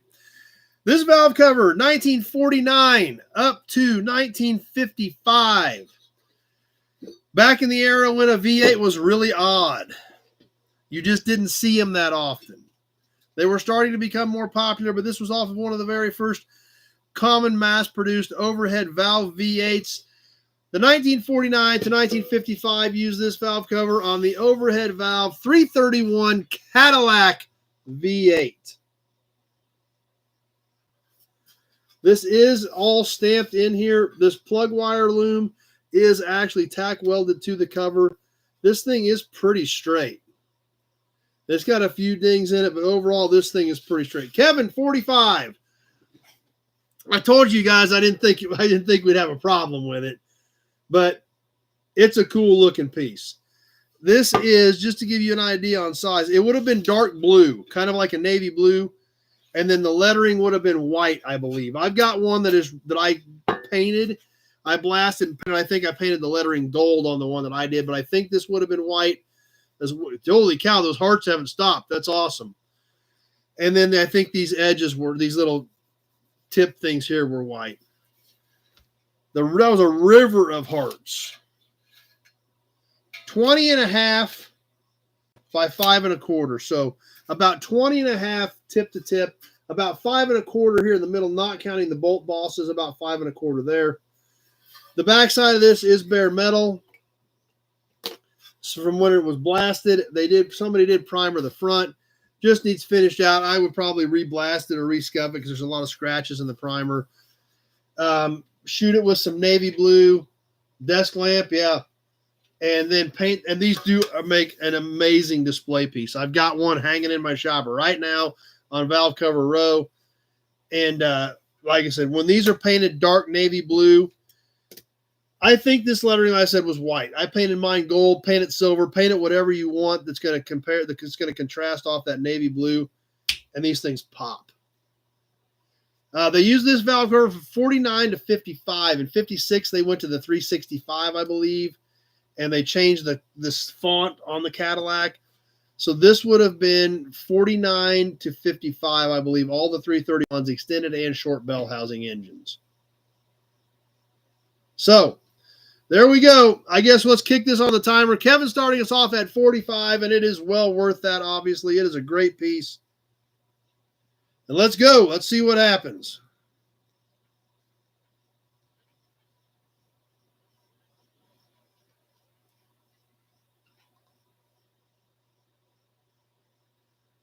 Need bumpers for a 55 Caddy? I've got a ton of 55 Cadillacs.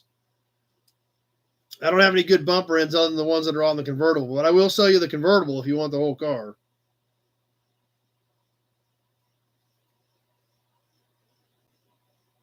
Sounds good, Mary. Will do.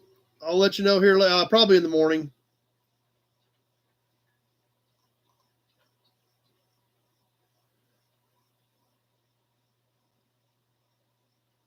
Yeah, if you've got a list of 55 stuff you need, Ronnie, just give me a call. I probably got 10 55s.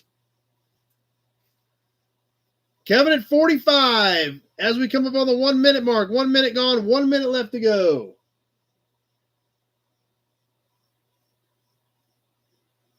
Great Kitty. What are you doing, Great Kitty?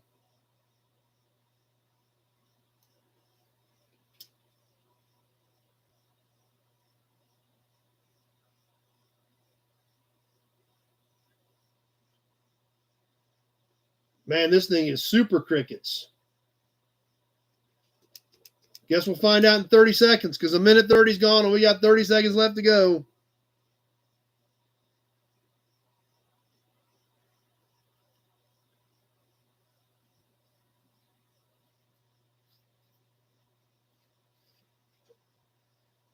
We're ticking away. We're coming out of the end. Kevin at 45.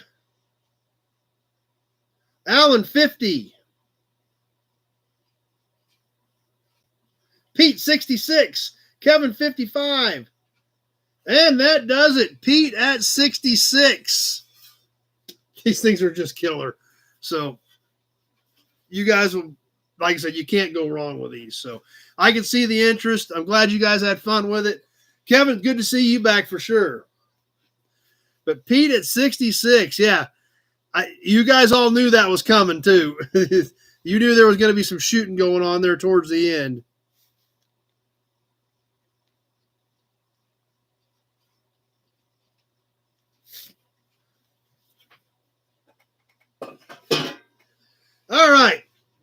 We should probably catch a little bit of magazine tonight, right, guys?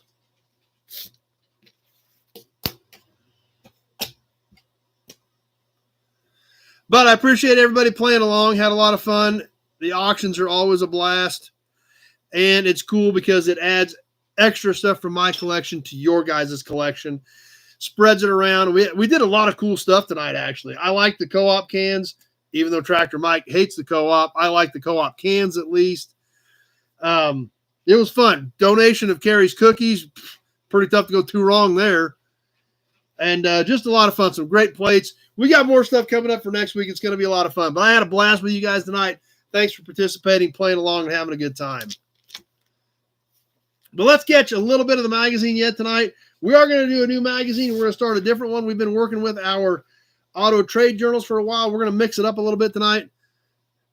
Austin didn't get anything. He must be out of it.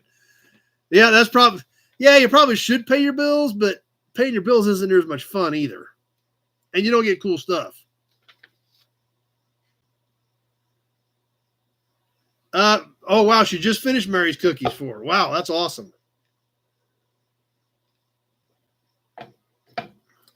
But going to a different era tonight. Back to the 50s. Good to see you, Briggs. Glad you were here. Great kitty. Oh, we'll talk about this other cap next week. I forgot to talk about this other cap deal. We'll talk about it next week. Great kitty, what are you doing? Meow. Meow. You got to come say hi?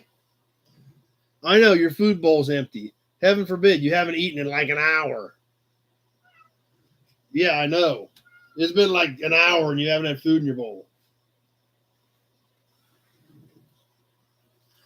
But some really killer stuff in this magazine. I don't know if we'll start on it tonight. I don't know how far we'll get, but I definitely want to start because it's so cool and I want you guys to know what's coming. Going back to July of 1955, almost 70 years ago, the Automotive How to Do It magazine Hot Rod with the fine family roadster on the front cover. You look at this and you know there's going to be cool stuff inside. Great kitty. Come here. More hearts. All right. Come here. Okay. Meow. You want to say hi to everybody? Yes. Say hi, great kitty.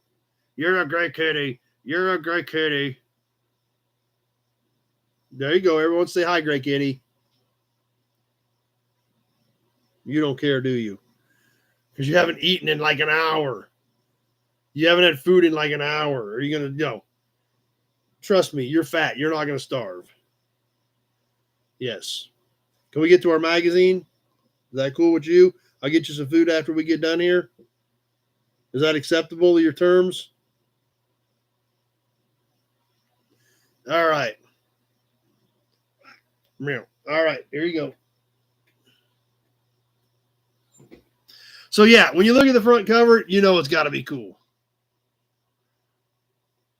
So let's see what's inside of this thing. Starting off with what's new.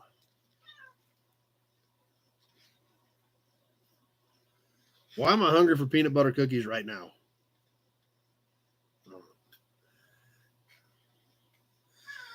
Let's check out the what's new section, a few of the new products that are coming out in July of 1955. Matt's got this issue. Sweet. Didn't see any of the fight, so don't have a clue. Don't have any idea what happened, Pete. Maybe some of you guys do. Electric wrench. Yes, an electric wrench. The Mall Model W120 performs a great variety of jobs, including wire brushing, sanding, reaming, tapping, removing nuts and bolts, hole sawing, screw driving, and drilling. More than 26 attachments can be used with it. This 11-inch long model with half-inch standard capacity and 5/8-inch extra capacity has an AC/DC 25 to 60 cycle motor. Contact your mall dealer or write the Mall Tool Company. Yes, it was an electric impact.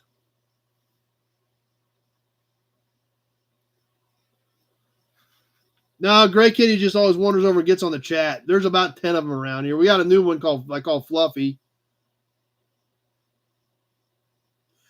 Aren't moderators obligated to send the host cookies? That sounds like a great plan, Kenny. I don't think it's actually accurate, but it sounds like a great plan to me.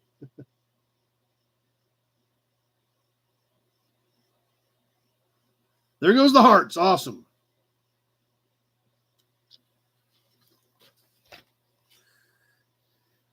Up next, the CAD Olds engine adapter for late model Ford and Mercury cars adapts the 49 to 54 Cadillac or Oldsmobile block to any 49 to 55 Ford or 51 to 55 Mercury transmission. A precision machine to heat-treated high-quality aluminum casting and a steel pilot bearing adapter, a perfect fit and complete satisfaction guaranteed. Instructions included. $53.50. That was a ton of money. From the Bell Auto Parts Company, you get your engine adapter.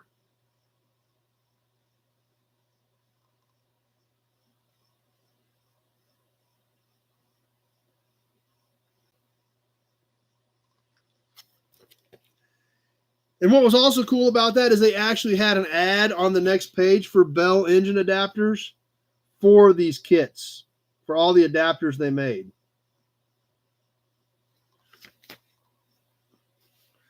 And just like we just talked about, Cadillac 49 to 54, I said they did use the 331 all the way to 55 when we were talking about the valve cover. However, when you look at these adapters, 55 is listed as different than 49 to 54. Yes, 55 Cadillac had a shortened bell housing. 49 to 54 had an extended bell housing that was actually cast into the block. 55, they eliminated that. Same thing with Chrysler 331 Hemis. The 51 to 54 had an extended bell housing. The 55 was a 331 with a shorter bell housing, if I remember correctly. I don't know if it shows Chrysler on here or not. It shows Chrysler 54 by itself. So engine adapters, pretty big deal back in that era.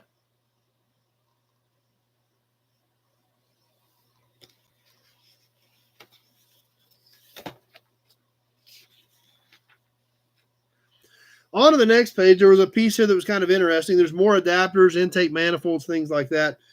But something that I thought was kind of interesting, I don't know if they had, I don't think they had Park, Ronnie. I don't think that that Hydromatic that they used, I think that was a Hydromatic still, didn't have Park. They just didn't have it.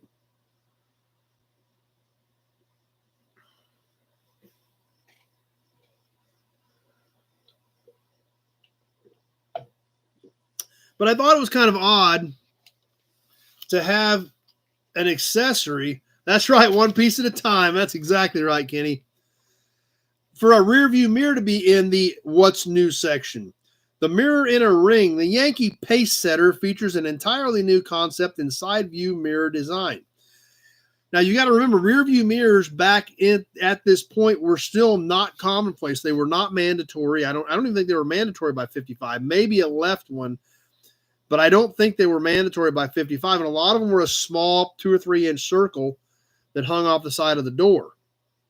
So maybe that's why this wasn't made the accessory section.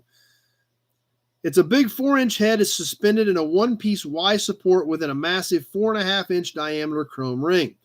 A practical mirror, the entire ring and head assembly adjusts by loosening a screw on the base. The head itself adjusts within the ring of a touch, become an exclusive because of an exclusive spring tension ball socket arrangement. Price $6.75 from Globe Auto Stores in Connecticut. The Yankee Pace Setter rear view mirror. So obviously we got more adapter kits, intake manifolds, but there again, rear view mirrors were an accessory. They were an option. So apparently this design was big enough news to actually make the What's New product section of Hot Rod. Thanks, Nut Farm. Appreciate it. So maybe this design, 4-inch glass, things like that were kind of cool. So when I was reading this article and going through that, I was like, that looks familiar. So I thought a good way to really get a good look at what this mirror really consisted of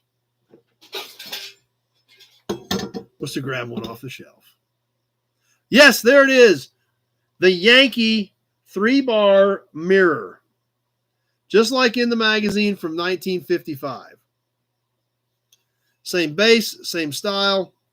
And it was the Yankee pace setter. It does not say pace setter, but it does have Yankee right there on the inside from the Yankee Manufacturing Company.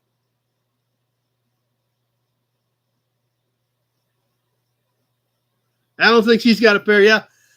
So there it is. This was kind of a big deal. There you guys are right there. There you guys are. The Yankee 3-bar mirror. Let's see if it's a 4.5-inch ring. Yes, it is a 4.5-inch ring. And it's a 4-inch glass. Just screwed right down there. It had holes in the front and the back. You could loosen this screw to adjust it side to side. Obviously, the mirror. Yeah, back when you actually had to push the mirror to adjust it, you didn't push the button and then adjust the switch. Yeah, I know. That's what you'll be looking tomorrow. So always cool when we can bring the actual piece in and talk about it while we're going through some of this.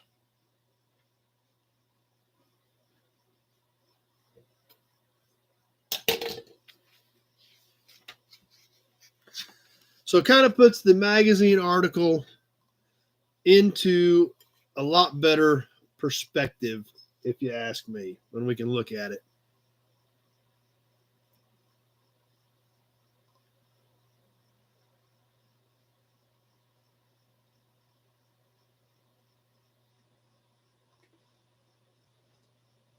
Yeah, Big Shot's got to check that one and see. Yep, for sure.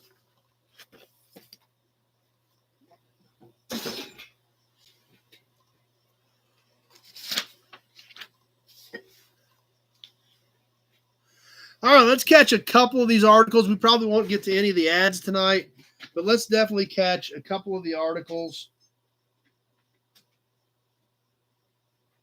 I keep running over my shoestring with my chair.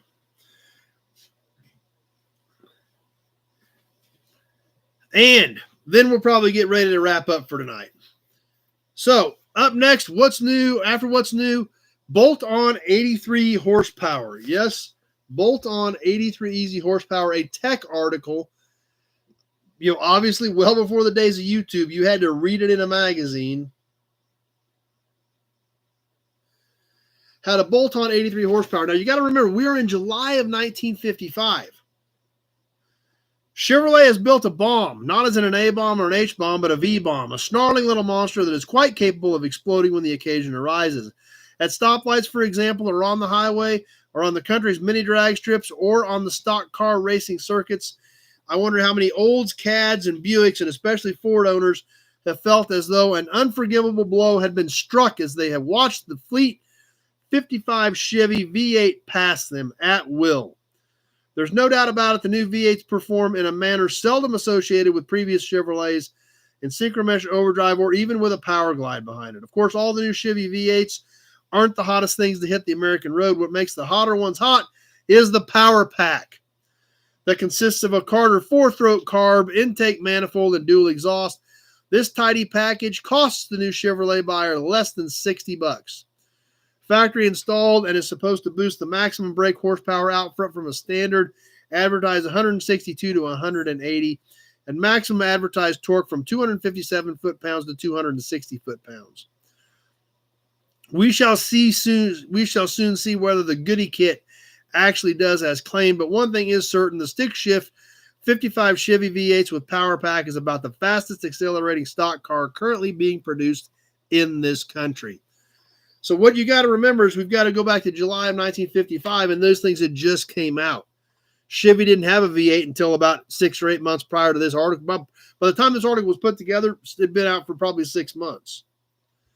So that's something crazy to think about.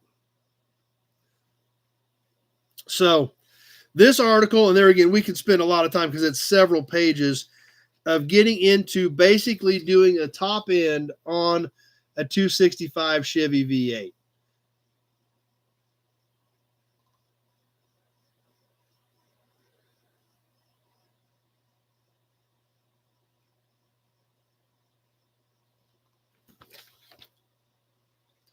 Yeah, stock car always gets your attention, Brett.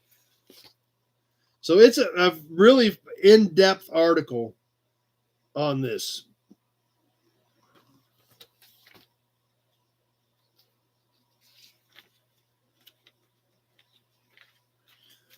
The next article was kind of interesting. Racing ragtops. Clear the fairgrounds for action this summer. The Circuit of Champions All-Stars are headed your way in an all-out show of stock car might, with farmer Jack Harrison fighting to defend his 54 championship title. Like all the other drivers in the circuit, Harrison will be tooling a 55 American-built stock convertible.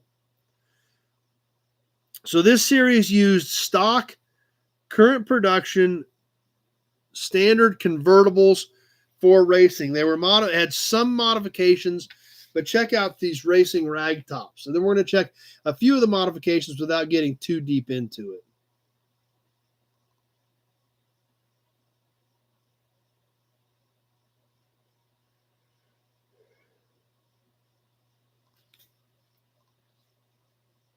Now, they did put roll bars in them. They were actually built in with the windshield frame, so they were difficult to see. But they were built in. They did have a roll bar built into the windshield frame, and they did have extra bracing in the body. They used metal plates over the lights. As we can see on this Ford, no lenses, just plates.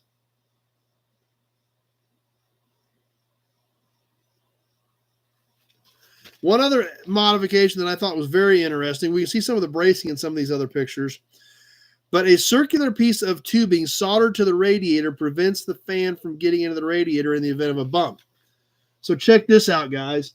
They took tubing, soldered it to the back side of the radiator right here so that if it got bumped, the fan would hit this tubing and stay out of the core of the radiator itself. Sounds good, Austin? Yep, I remember seeing pictures of those, Brett. And here we can see some of the other bracing going on in the back of the body to stiffen it.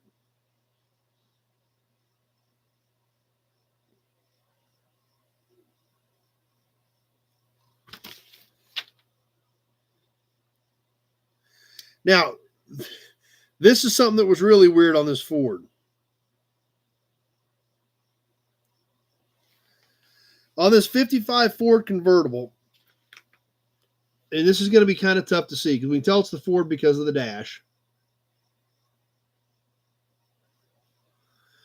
But if you see right here, and it says this in the text, they cut a hole in the floorboard so the driver would be able to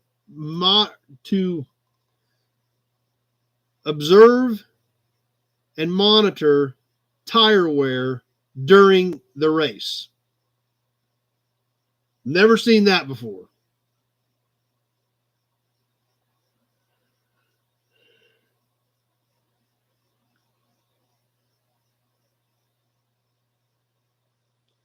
So definitely thought that was weird.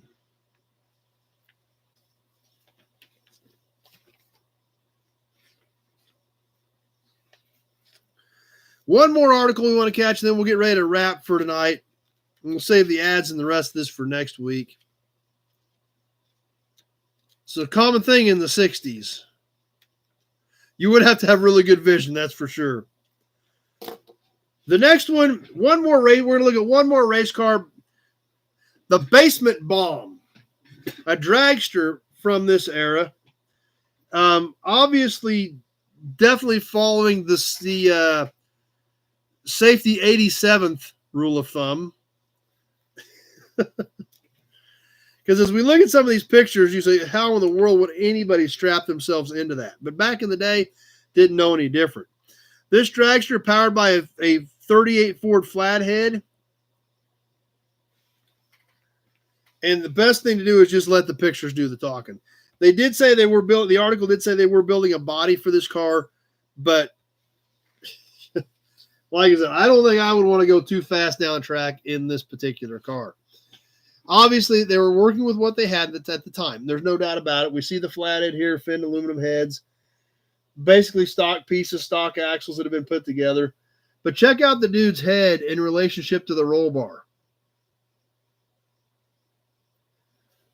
Even if you had a funky angle on your camera lens, it's still above the roll bar and didn't even have a helmet on. And you look at the chassis and suspension in this thing, yeah, not my thing. Looks like some of the go-karts Brett used to build.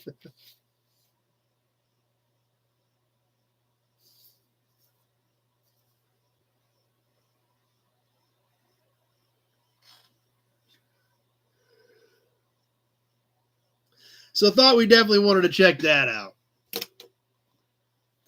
And like I said, we'll save the rest of this for next week. We'll work on some more next week. We'll catch the ads then, since we're starting to get a little long on time tonight. But definitely wanted to at least start it so you guys had an idea what was coming up on some other super killer stuff.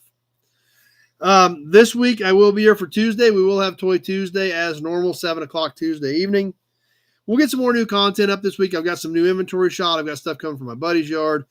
I've got, what else do I have? I don't even know. Everything's been kind of a blur, so. Alan found his mirrors. That's funny.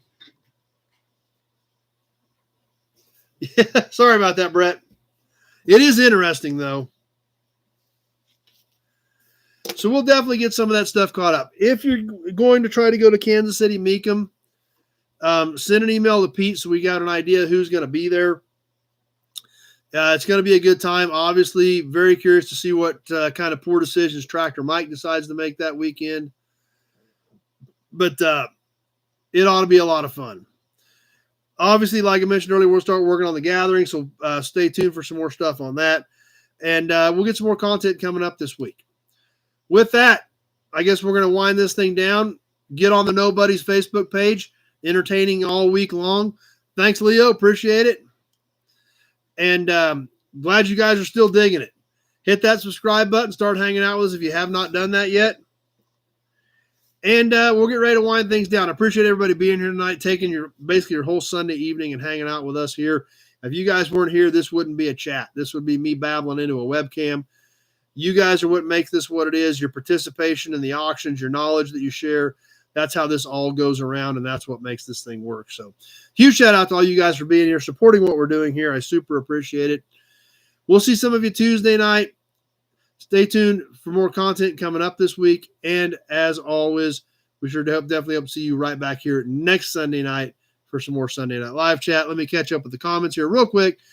Appreciate it. Lots of thanks. Appreciate it. Johnny Carson comments still blow my mind. But you guys are going with it. I'm not going to argue. It's very flattering that you think what we do here is of any consequence of anything like that. So I really do appreciate that. That is a very high compliment that you think we're doing something good here. So, but like I said, without you, it wouldn't be anything. With that, I'm going to jump off. We should hope to see you all. Some of you Tuesday night. If not, we definitely hope to see you right back here, 7:30 next Sunday night. Same bat time, same bat station for some more Sunday Night Live chat. Thanks for watching, everybody.